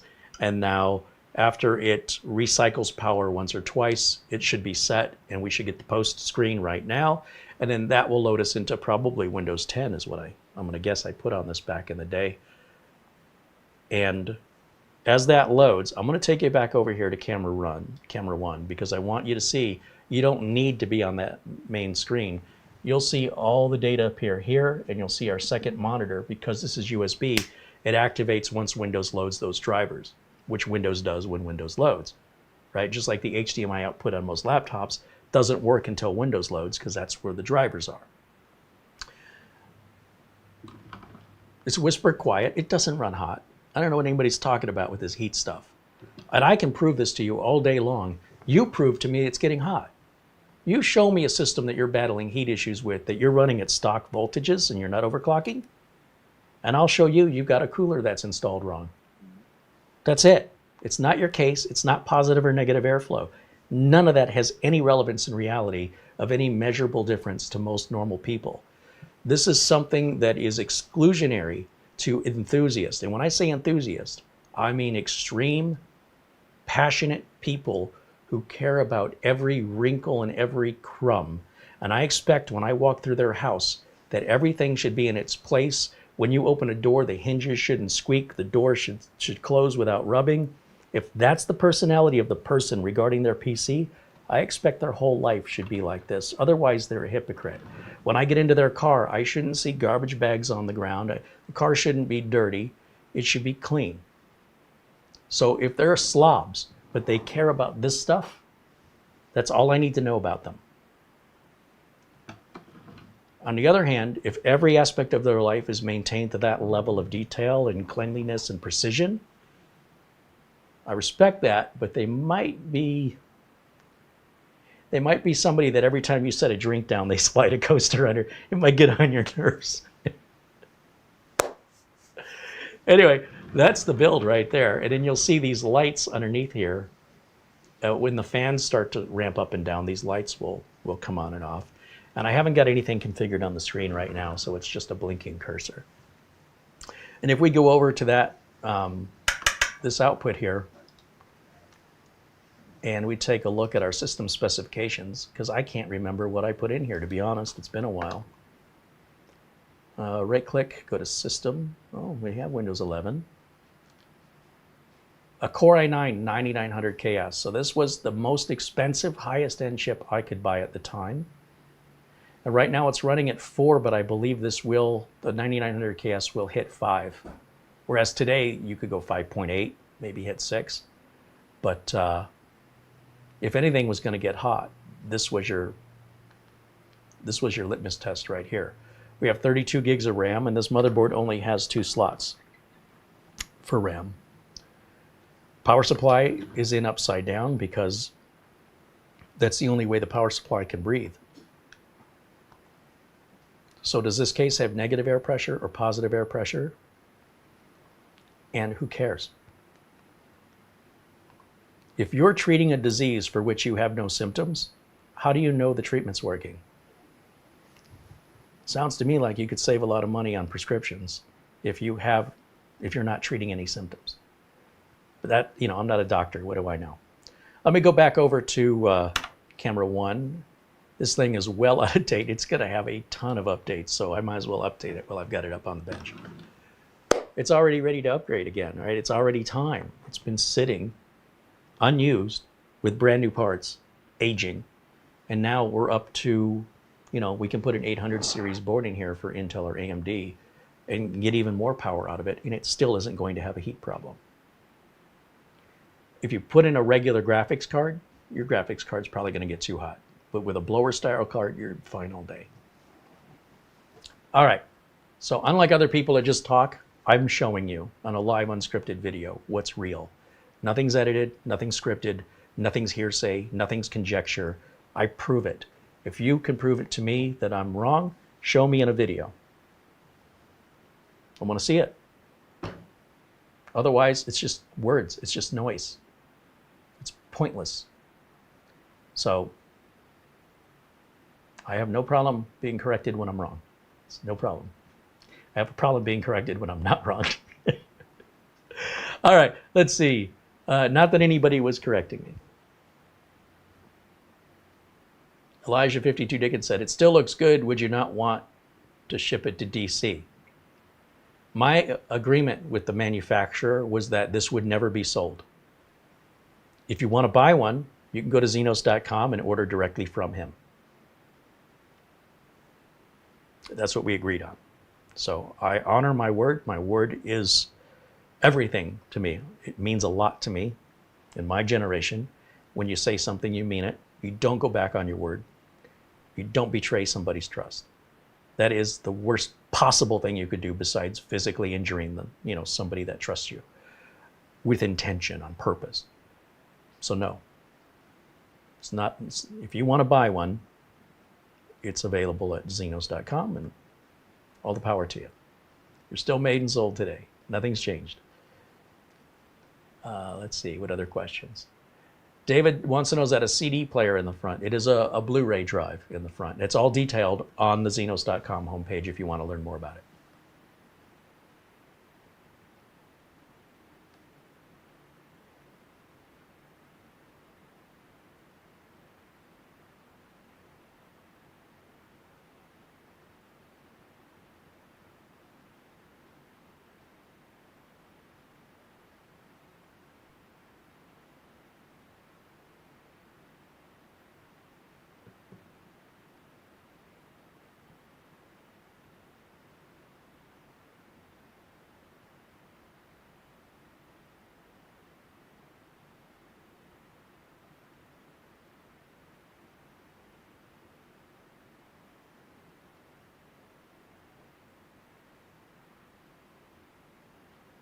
Or the Vasos wants to know if the brown strips on that Lian Li are plastic. They are plastic, yeah.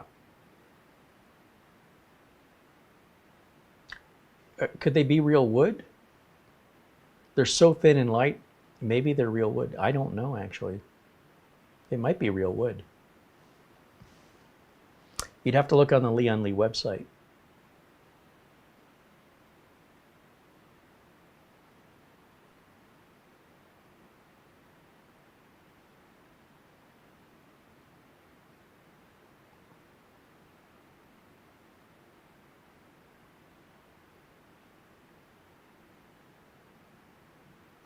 Paladin knows, would you ever do an old-fashioned beige box build with modern hardware? I don't know. I mean, it just kind of depends on what our viewers support. So, well, a lot of free viewers may ask a lot of demands of us. They're not paying the bills, right? So because of our members and because of the frequent contributors here, we're able to bring you the content that we bring you. If you'd like to see something particular and you'd like to contribute financially to making that happen, it's far more likely. If you're watching for free, we enjoy having you, and I hope that you enjoy the content that others are paying for. Aside from that, no, I don't have any personal desire to want to go back 25 years in time. I did that for 10 years. I built beige boxes. I've had enough of it. But if an opportunity arises, and there's enough interest from supporting members that will help finance it, I'm happy to do whatever they want, within this range of looking at PC gadgets, keyboards, mice, cases, fans, coolers, CPUs, routers, Wi-Fi cards, USB devices, right? It's really a question of what the people who are supporting the channel, those people are most important to me as a content creator, because without those people, I don't have the content. And then for all the viewers who get to watch for free, we enjoy having you, and we hope you enjoy what you're getting for free is enough. And if you want to contribute and help make something happen, well, of course. If you want something, please offer something. That's the best way I can explain it. It's not a charity. We're trying to create content that the vast majority of our viewers are interested in. Or if we have a particular viewer that is contributing a lot and they have specific requests, we're happy to honor that person because they already paid for it, right? So if somebody's contributing $100 every month, and after a year they've contributed $1,200, let's say in Amazon gift cards, and they say, hey, would you build in this $500 case because I want to see it? Well, they've more than paid for it. Of course I'm going to do that for them. And I want to keep them around, right? They're very valuable to me, more than just a viewer.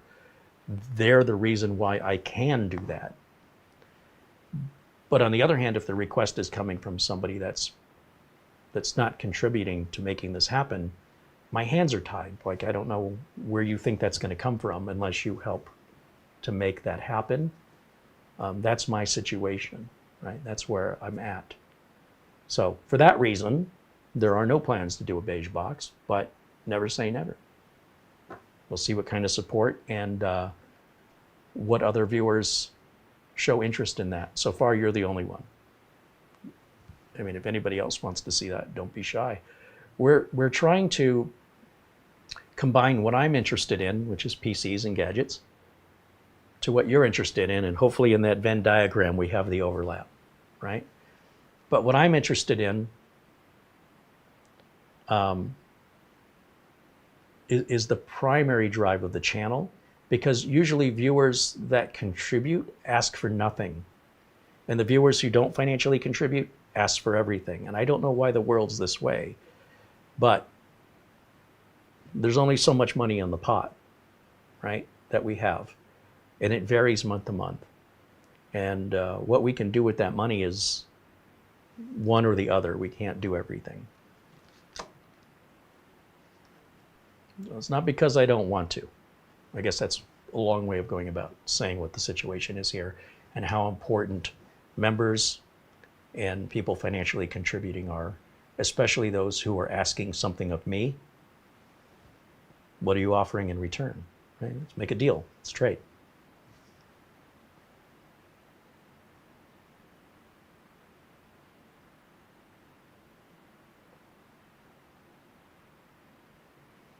Paladine wants to know how warm this case can get, since it's basically a giant heat sink.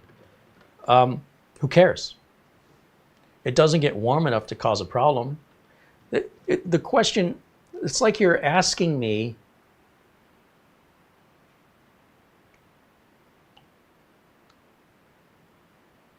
how to fix a problem that doesn't exist. Like you're trying to find something wrong with it. But it's really easy to define if something's wrong with it. It won't work, and it'll crash, it'll blue screen, it'll overheat. In all the years I've had this, with and without the panels on it, with different motherboards and configs, it's never overheated. It's never happened. The creator says it's never happened.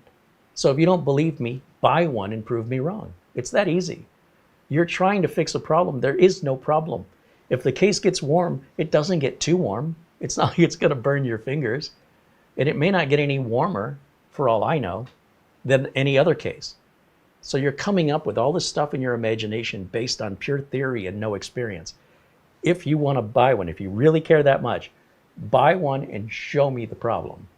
And I'm pretty sure, 99.9%, that you would have to forcibly create an additional heat source in order to have a heat problem in this. But if you follow the engineering specifications, there's no problem with it. This whole airflow and all this obsession with heat is all just imaginary nonsense.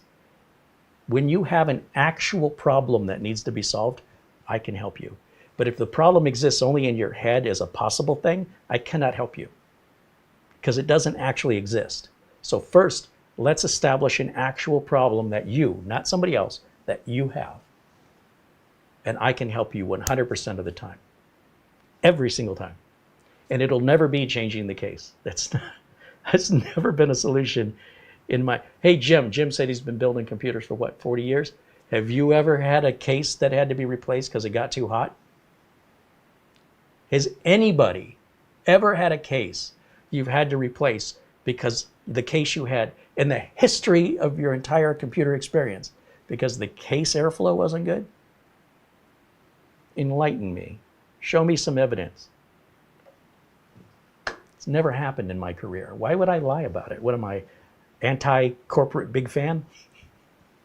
I'm against windmills. They're all just spying on you. It's a conspiracy from the government. Those aren't windmills. Those are giant heat sinks cooling the core of the earth. Okay, why not? Is that what we've come to as a society now? So again, I'm interested in reality, not imagination. Imagination's great if you're a creator and you're trying to come up with ideas. But fixing and repairing, that requires having a problem. Otherwise, you're creating a problem. It's very different things. Just so we're clear, Mark Leibowitz, he owns an IT company in Chicago. He's been in business for some time. He said, I found a computer today that did have a heat problem. I opened it up and I blew all the dust bunnies out of it. And yes, there were dust bunnies, and the problem went away. Did it have positive or negative air pressure? I'm just curious. Luke Greenia says his computer's glowing red right now, but that's because he's got the dragons inside of it. Yeah, if you put dragons in your computer, it's going to run hotter.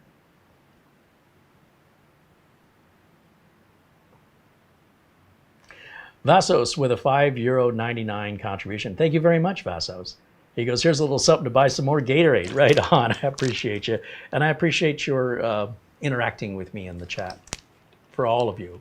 Even if I don't agree with you. Even if I tell you you're making stuff up. Doesn't mean I don't like you. I'm just telling you in a very practical manner,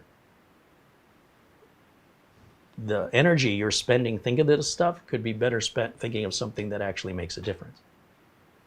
You don't have to, but I suppose that's the father-like figure in me telling, and you might be older than me for all I know, but just saying, look, you're wasting your time with this. But it's your time. Mark Leibowitz said it had plenty of positive air pressure in it while I was blowing it out. I bet it did. I bet that made a difference in the cooling. That's the kind of positive air pressure that actually makes a difference. That's funny.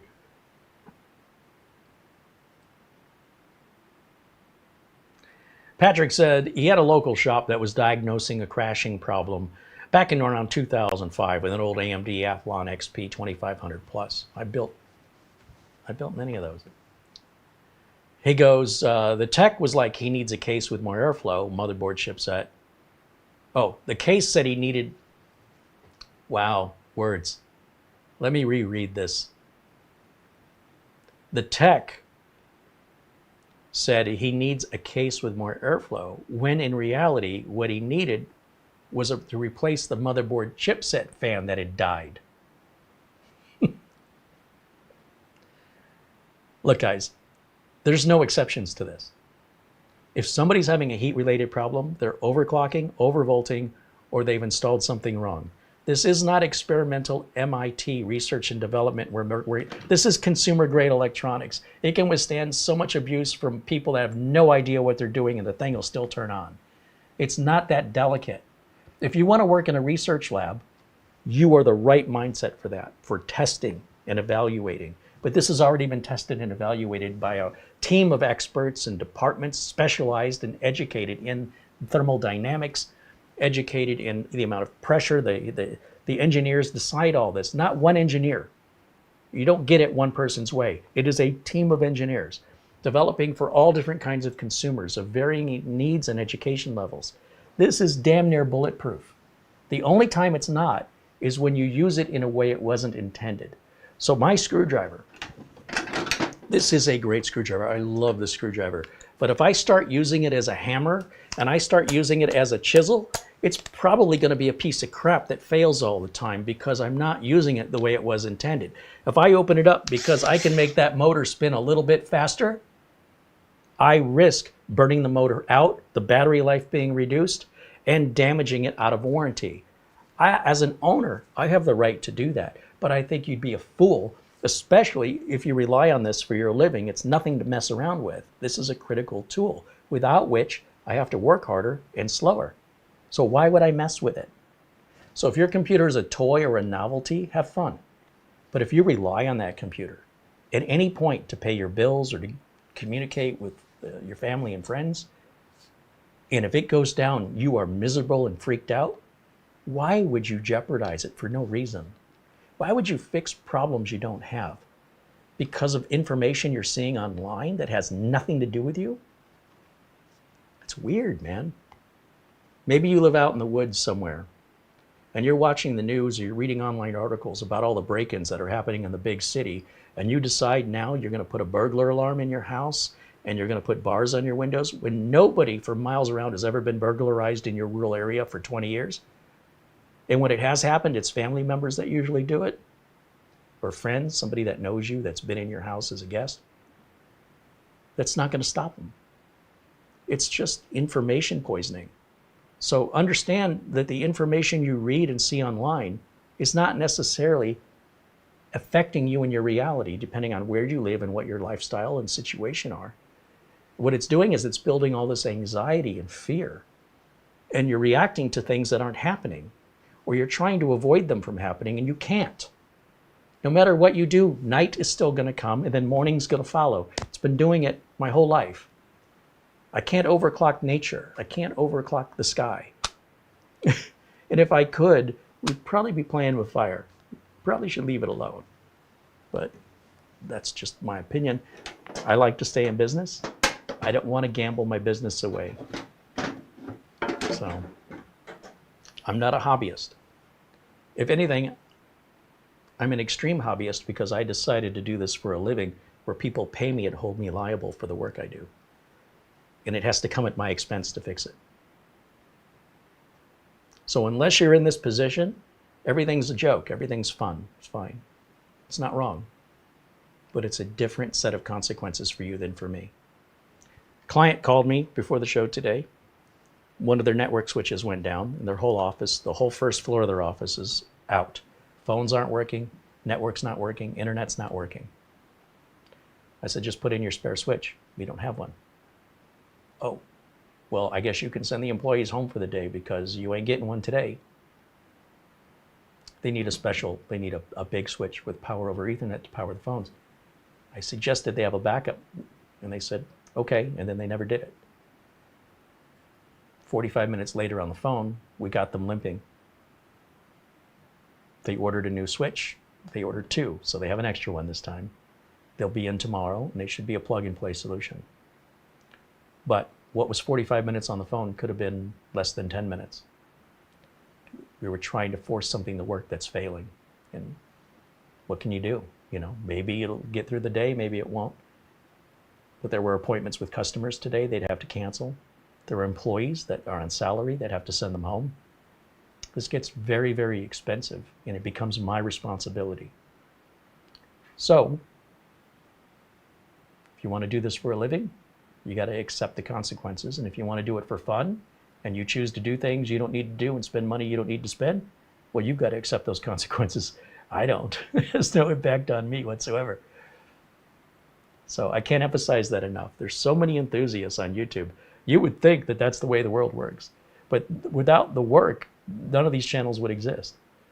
Without the industry that creates the motherboards, without the money that's spent to buy the boards, people have jobs. And when you go to your job, you're going to be using the computer your job provides with the operating system.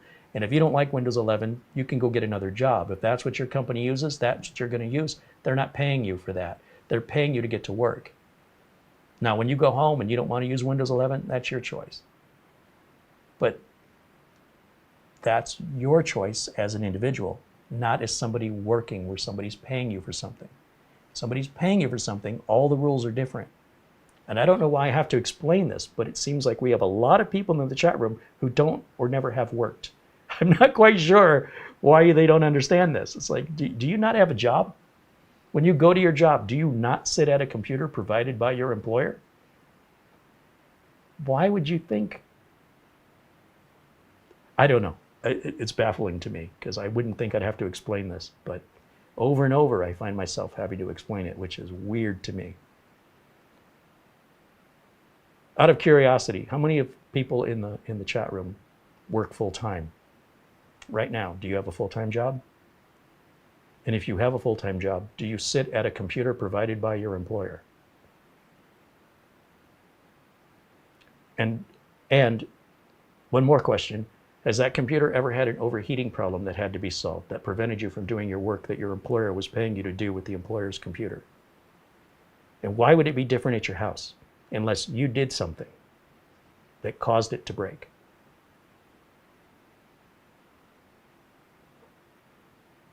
So if you do run your computer at your home the same way your company that you work for runs their computers, guess what? All the problems go away.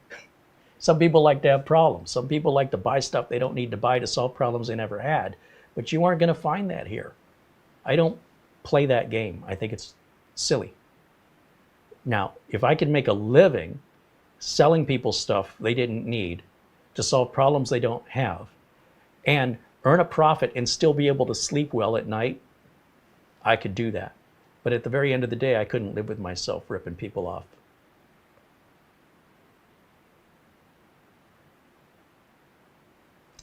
Paladine said they had a boil over due to a capacitor plague. Well, it's nothing to do with fans, positive, negative air pressure, right? You see what I'm saying? Like if you have leaking capacitors back when that was happening, there's nothing you could have done to prevent that. That's just bad component manufacturing. Luke says he works 50 to 55 hours a week, and yes, I use the equipment my employer deemed we need. And that equipment works, doesn't it? Or how often have you not been able to do your job because the equipment your employer provided had an overheating issue? How much RGB and liquid cooling do any of your employer's computers have? Anybody? Anybody at all?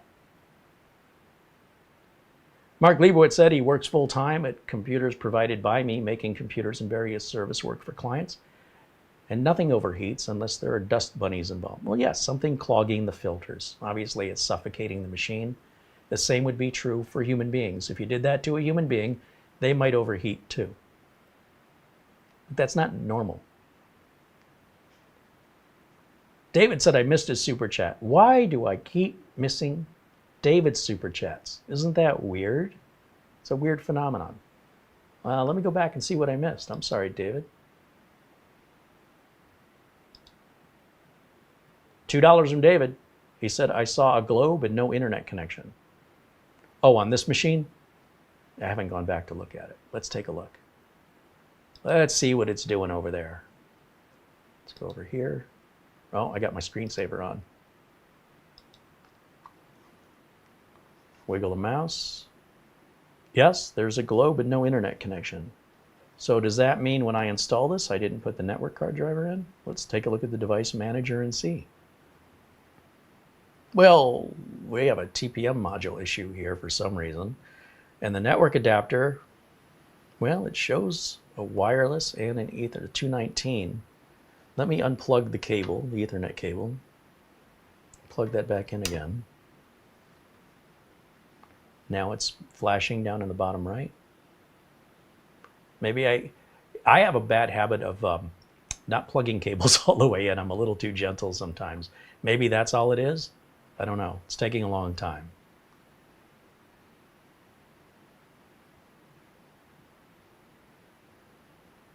Now, honestly, when we're running a new configuration like this, where there's no software involved, it could be easier to do a clean install of Windows 24H2 than to upgrade from 22H2. This is likely a driver issue. And we can also connect to Wi-Fi.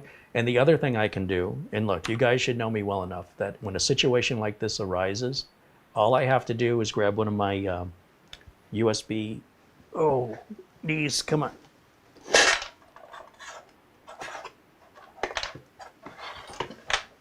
USB Ethernet adapter will give us the driver we need for right now. And using that driver, we can get online and download whatever the right driver is on this one.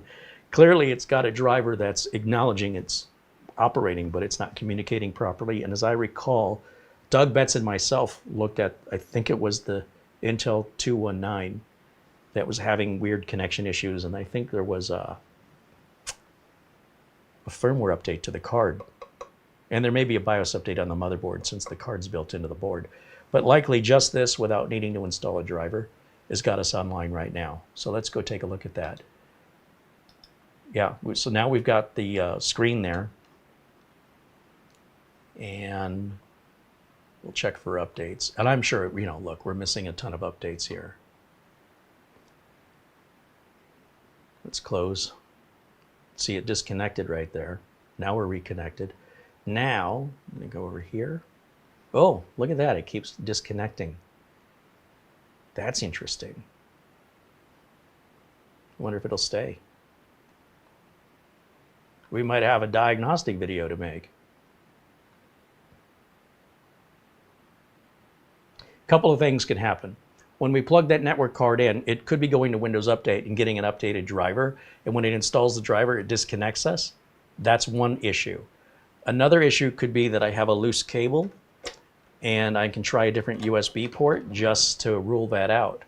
The other possibility, and likely, there's a new BIOS update. Now, whether or not the BIOS update addresses this issue, it's possible because the network card that's on the motherboard is controlled through the BIOS. But we're just going to try a different USB port and see if that stays. You always want to try the easy things first. Always the easy things are the first things you should try. So when you're plugging in something USB and it's acting weird, try a different USB port. And not necessarily the one right next to it because they're in pairs. So, you know, go to one above it or below it or beside it that is at least one USB port away. And as you can see now, that has resolved the issue. Now, as to why that's happening, that may be addressed through these updates and through the BIOS update, so I'm not going to chase that down unless that problem still exists after we're done with our updates. You see what I'm getting at? Otherwise, you're fixing something that if you would leave it alone, self-heals. Welcome to Windows 11. And the only way to know that is to first apply all the updates, including the latest BIOS update, and then try it. If the problem went away, congratulations, you fixed it. If the problem comes back, it'll be pretty obvious, and we can pursue any further diagnostic. But at this point, it's too early to know if further diagnostic is necessary. Likely, all these updates are all it takes, because it's a good quality motherboard. Everything is functioning. Everything is, you know, nothing was bought used or from questionable sources. We're dealing with good hardware here, and it's never exhibited that problem before. It's just been off for a while. So I'm not sure what's changed, but it is connecting to a more advanced router that didn't exist. Well, that's a mesh, but it is a router that didn't exist when we built this. That just came out a few months ago. And maybe there's a difference in the communication. I don't know. I mean, you could drive yourself crazy with the possibilities, but you won't drive yourself crazy with the reality. One step at a time. Don't overthink it. Always start with the easy things first. Most problems are resolved very quickly and very easily. I had a call the other day. One last story, we'll wrap it up. My nephew's building a computer. And he goes, you know, I really thought I could do this on my own. Really didn't want to call you. I'm like, thanks, kid, you know. He didn't want to call me. That makes me feel good. And I think it was more like pride. Like he wanted to put it all together. Dream system, you know, 96 gigs of RAM, nice Asus Strix motherboard, AMD 9600, 9700X, I think it was a 9700X. Kit did good. Lots of good part selection, good quality parts, G-Skill, 2 sticks, 48 gigs each, DDR5, did his research. And he goes, I turn it on, and the system, it's got some diagnostic LEDs on the board. And it would get to like the video part, and it wouldn't get past that, the diagnostic LED. And he thought, you know, he did some research online, and he read how these new 9000 series chips might require a BIOS update on your motherboard because the chips are so new. But I'm like, well, did you have the motherboard, or did you buy it at the same time that you bought the CPU? So I bought it at the same time. I go, inventories are really low. I doubt you had a motherboard that was sitting on a shelf for 3 months that wouldn't have the latest BIOS for any 9000 series chip. It's possible. Inventories are so low everywhere now that likely that board isn't more than 3 or 4 weeks old. But from the time it was shipped from the factory, the time you get it, that's how lean everything is nowadays. Companies aren't hoarding much more than they'll sell for a given period of time. It's not like it used to be. But he did the BIOS flashback, and I said, okay, did that work? He goes, well, now since the BIOS flashback, which is nice, the board has that, by the way, now it's getting stuck with an amber RAM where it used to pass that. It's like 4 LEDs. Now the RAM's just staying amber, nothing happens. I said, well, how did you do the BIOS flashback? And he's like, well, I have a memory card reader with a SD card into an adapter for USB. And I'm like, well, that's janky. Okay. Don't you have a small flash drive? No, I use memory cards, right? Kids today. Like, you don't have a 2 gig flash drive laying around? Well, I have a 256 meg flash drive, but the instructions say you need to have at least. I go, you don't. Look at the file size. What's the file size of the BIOS? 32 megs. So you need a flash drive that's 32 megs.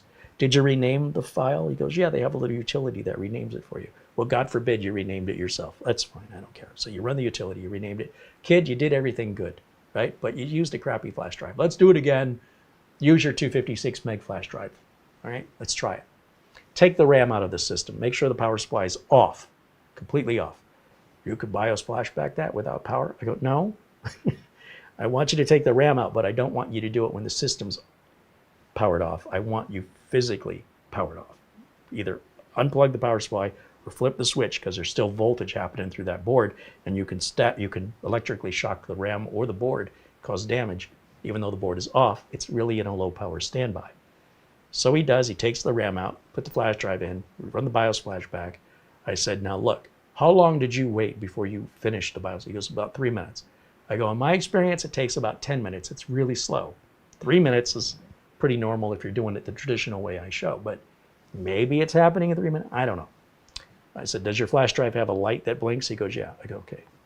Is it blinking? Yes, it's blinking. And the board has a LED that says it's flashing. Great.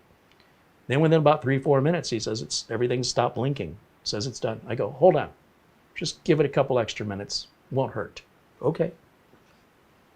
So we wait a couple minutes, turn it off, turn it back on. He goes, it's doing the exact same thing. I said, slow down. Turn the power supply back off. Put one RAM module back in. Just one, either slot, doesn't matter. Okay. Now turn it on. Okay. It's still got a yellow RAM LED. I said, wait. He says, man, I waited before. I walked out of the room. I came back in. I go, patience. When you put a 48 gig RAM module in, your boot time is going to take forever the very first time. Let alone if you have 2 of those at 96 gigs. You might wait 10 minutes for that first boot. And I'm not exaggerating. So with one RAM module of 48 gigs DDR5, the BIOS flashback says it was successful. I mean, as far as the LEDs go. I said, let's just talk about something, keep you distracted so you're not staring at that, because I think you're getting in your own way. Let's just let it sit. The BIOS update may still be processing. Then it's got to train that CPU, and then it's got to train all 48 gigs of RAM. That's going to take a while. So we start talking, and we're talking a good 5-6 minutes. Usually a system boots like within 90 seconds, maybe 3 minutes. We're twice that. It's like, no, it's still yellow. Wait, it just went to white. Aha. Did it move? Did the LED jump to the next one? He goes, it did. Everything's moving now. And you got, your CPU may have changed error on the screen. Hit F1, go into the BIOS, save settings and exit. Shut the machine back off, turn it back on. Boom, it posts in seconds. Great. Now shut the power supply back off. Put your second memory module in. Turn it back on. We're back to waiting. Wait. I go, you guys, you put this memory in there. You don't realize how slow it's going to be. He goes, I didn't do it for speed. I did it for capacity. I'm like, well, I said, if you ever use more than 48 gigs of RAM, you take a picture and send that to me because I will see that. So anyway, sure enough, yellow goes to white. Listings and all the Google searching you did. How many people suggested that you just be patient and wait? None of them.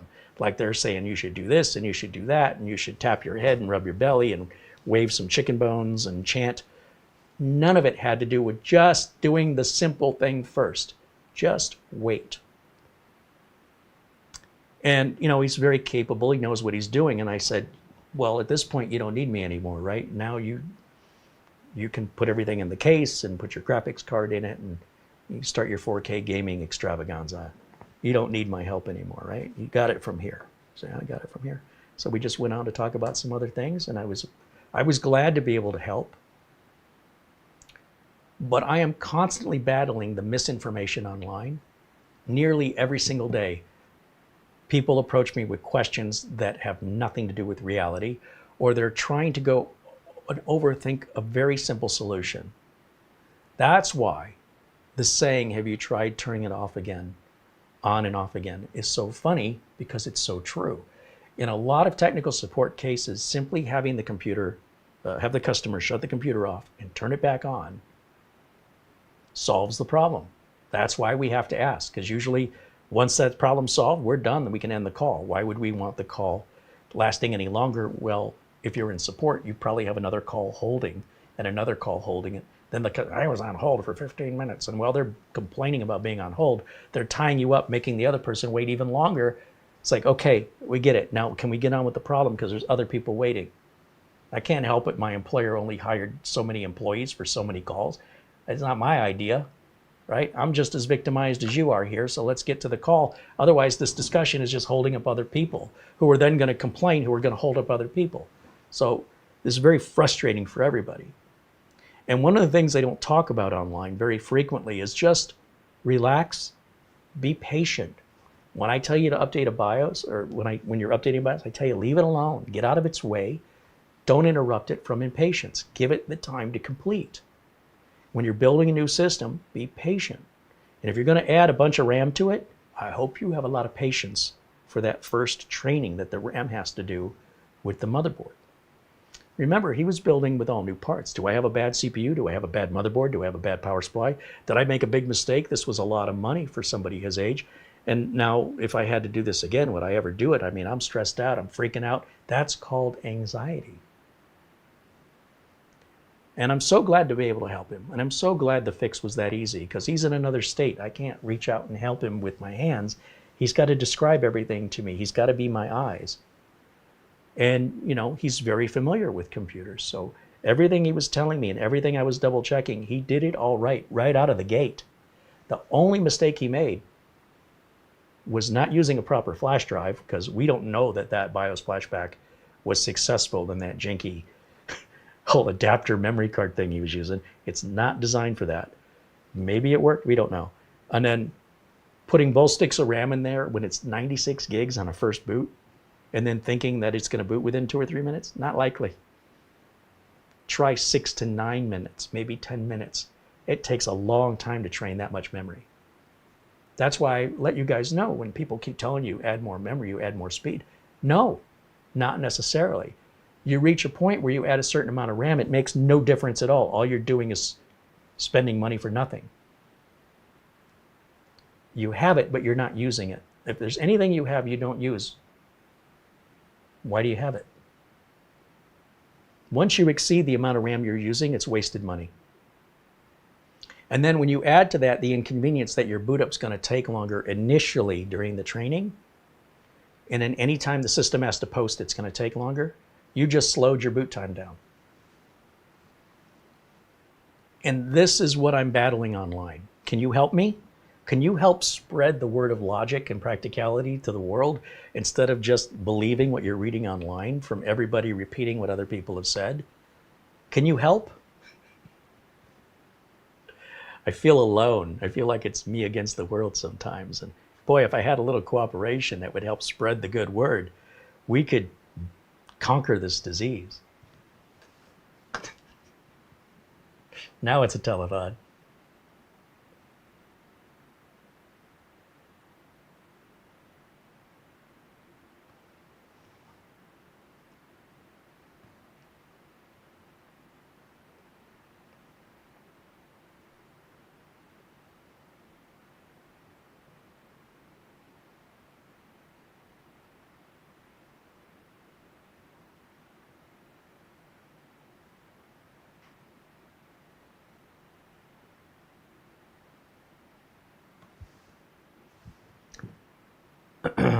Yeah, thank you, David Graham, for pointing out that we didn't have an internet, because I assumed it was checking for updates and I didn't bother to go back to it.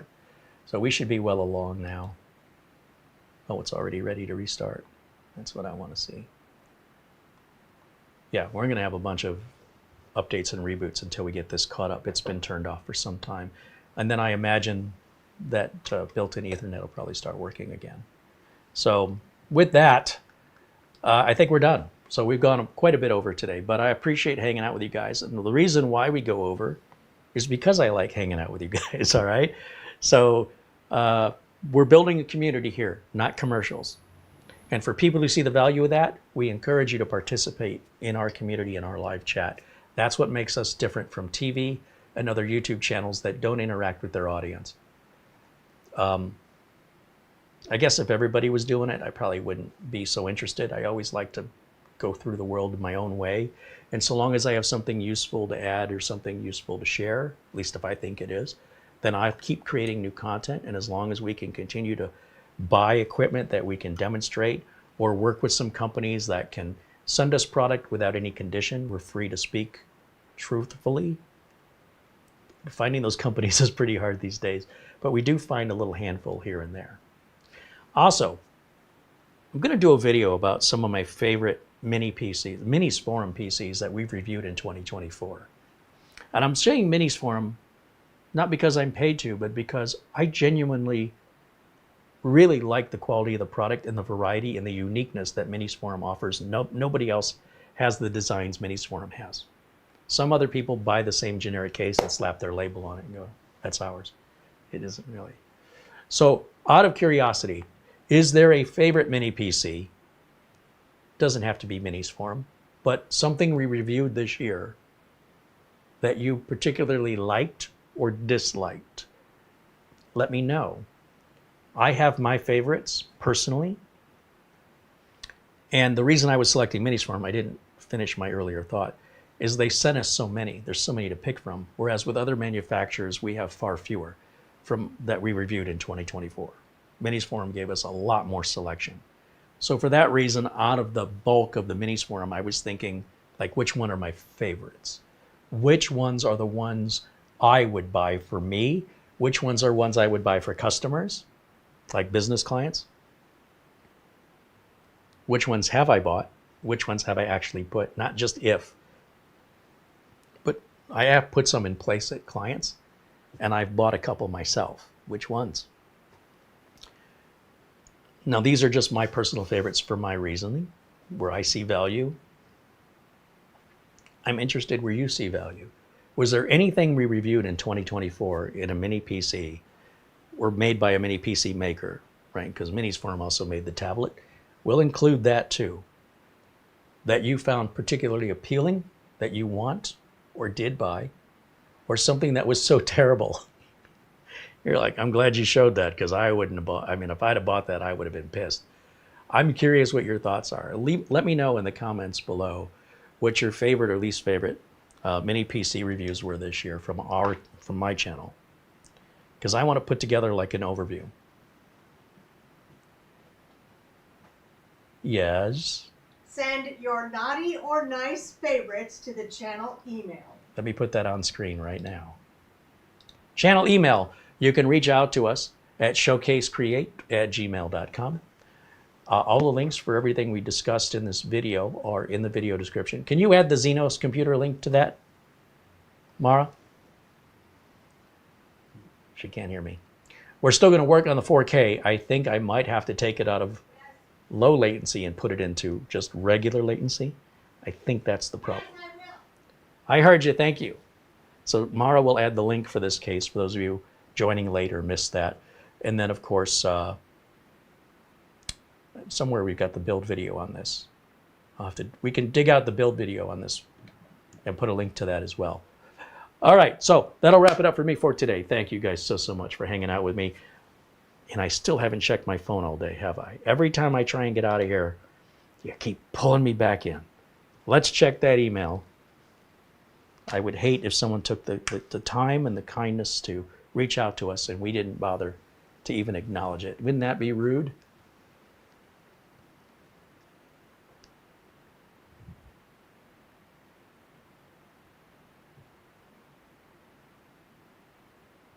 Stephen Hoffman sent a $10 PayPal.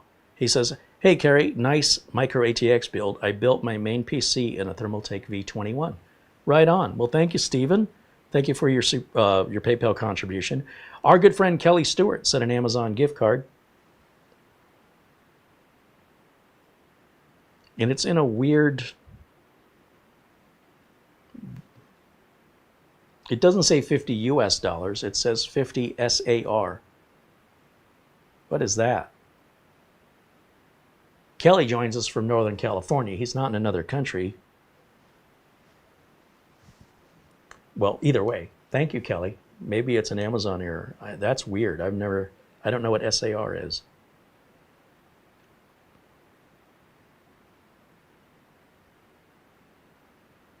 Did I miss anything?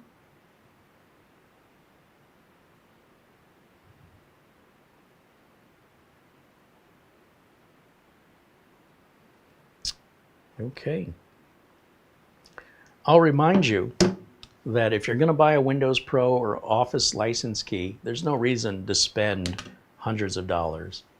You get it from we're endorsing, I say we have a friendship with SCD keys. And the friendship's kind of conditional. They have to offer my viewers a discount over and above like the default discount. And they do.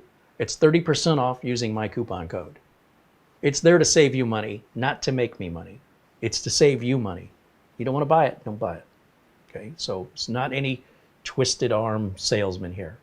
Our friends at RoboForm, 30% off using our link, no coupon codes necessary, for new subscribers only. Our friends at Acronis, where would we be without Acronis? In my business, I use it all the time.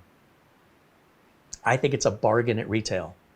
The fact that you guys get 30% off all year with Acronis, whether you're an existing customer or a new customer, is something unique that we do with Acronis through this channel. And without these supporters, it would be even more difficult for me to be able to forget supplementing, making YouTube a main source of revenue so that I can pay the mortgage and the car insurance and buy food and still have something left over to buy some components, along with all the camera equipment and capture cards to make these videos. As often as I make them, they're 3-4 hours long, sometimes 8 days in a row. Every day is different than the day before. You know, it doesn't leave me a lot of free time to go earning a living. But I also run a managed service providing business and computer repair business. It's just that I've not been pursuing any new business. I'm just taking care of existing customers. And so what's happened is YouTube has become my main source of income, and my actual computer repair job used to be the other way around. YouTube was a little extra frosting on the cake, but the cake was the repairs. Now it's the reverse. So if anything happens to either one, I have a backup, right? I can always, if something happens where YouTube goes away, I still won't have to worry about losing my income. I'll just have to go out and knock on some doors. But I enjoy doing this so much, and I really love this community. It is so unique on the internet that we can combine together as like-minded individuals living in countries all over the world live. That's the best part of this whole channel. And I can't thank you enough for being a part of this. This amazing community is priceless. And very rewarding for me to come out here and talk with friends, virtual friends, many I've never met face to face, but who I've gotten to know because you guys have been loyal followers, you've been supportive and kind. Is that so much to ask? Apparently it is on the internet, and that's what makes you guys the diamonds in what is the garbage dumpster of the internet. So a special shout out to our super members like Buster, Peter Laycock, Oystein in Norway, Buster's in Scotland. Think about where everybody is. Our friend Frankie B in New York. We got our friend Paul Gray in Australia. But let's not forget, we've got our friend Marco in Italy. We've got friends in the Netherlands and Sweden, Canada, all throughout the UK, Scotland, Ireland, Mark Gaines, Andy Kane, all these folks that are so friendly, kind, and regular. I don't like to use the word loyal, right? Because I feel like loyalty is a two-way street. It's not just about being loyal to me. It's about being loyal to each other. And they do it because they want to, not because they have to. And it means it's real. It's not contrived. There's nothing in it for them other than what everybody else is getting. They see more value in it than others. As an example, everybody in green sees more value in it than people that aren't in green. And without relying on traditional sponsorship and corporate controls, in order to have this freedom. I can't thank you enough for it, and I'm so glad you appreciate what the goal is here. So that'll wrap it up for me for today. Thank you, of course, to Mara for doing all that work in the background that she does. Thumbnails, video descriptions, links, titles, search engine optimization. When you send an email, she's the first one who will get it. She'll bring it to my attention if necessary, but a lot of the basic or a lot of the technical questions, she's very capable of answering and often does a much better job than I do. So feel free to reach out anytime. And we always look forward to hearing from our friendly viewers, which is all of you guys. The friendly ones don't usually, the non-friendly ones don't usually stick around very long. So anyway, I just wanted to make that conditional because for a while we were dealing with a lot of spams and bots and troublemakers, and all that has basically died off. Let's hope it stays that way for a while. And probably in part because we have such a supportive community, you drown those folks out anyway. That'll wrap it up for me for today. Tomorrow, I think I'm going to get back to that Bumblebee build, that Thermaltake build. We have the liquid cooler. We have the LCD screen. We just have to do the work. So expect that tomorrow. I'll let this update tonight. Just let it reboot and update. Who cares? And then I'll also update the BIOS later, and I'll follow up if that internet connection issue still exists. This deserves more attention than we've given it. But the reason it's still here is because I have not yet completed what I want to do with it. Too many other things. You see how many videos I make. I am buried under work. So I have to prioritize based on timing. Hey, this new chip came out. Brand new CPU. You better hurry up and review it or it's old news. So everything else that's not as of the moment, it gets put off. And when you put something off for a day, that becomes a week, it becomes a month, becomes a year. And before you know it, this thing needs to be wiped out. It's got dust on it, but it's in perfectly good working shape. There's nothing wrong with it. I love this little guy. You wouldn't know it because I don't have much time for it. But anyway, that'll wrap it up for me for today. My thanks to John Zenos. He's a great guy. I can't thank him enough. And be sure and check out Zenos.com if you're interested in learning more about the case. That's going to wrap it up for me for today. I hope you'll join me tomorrow, 1 o'clock Pacific. Sorry, 1 o'clock Phoenix time. It's 12 o'clock Pacific, 3 p.m. Eastern. I hope you'll join us in the live chat. Until next time, bye for now.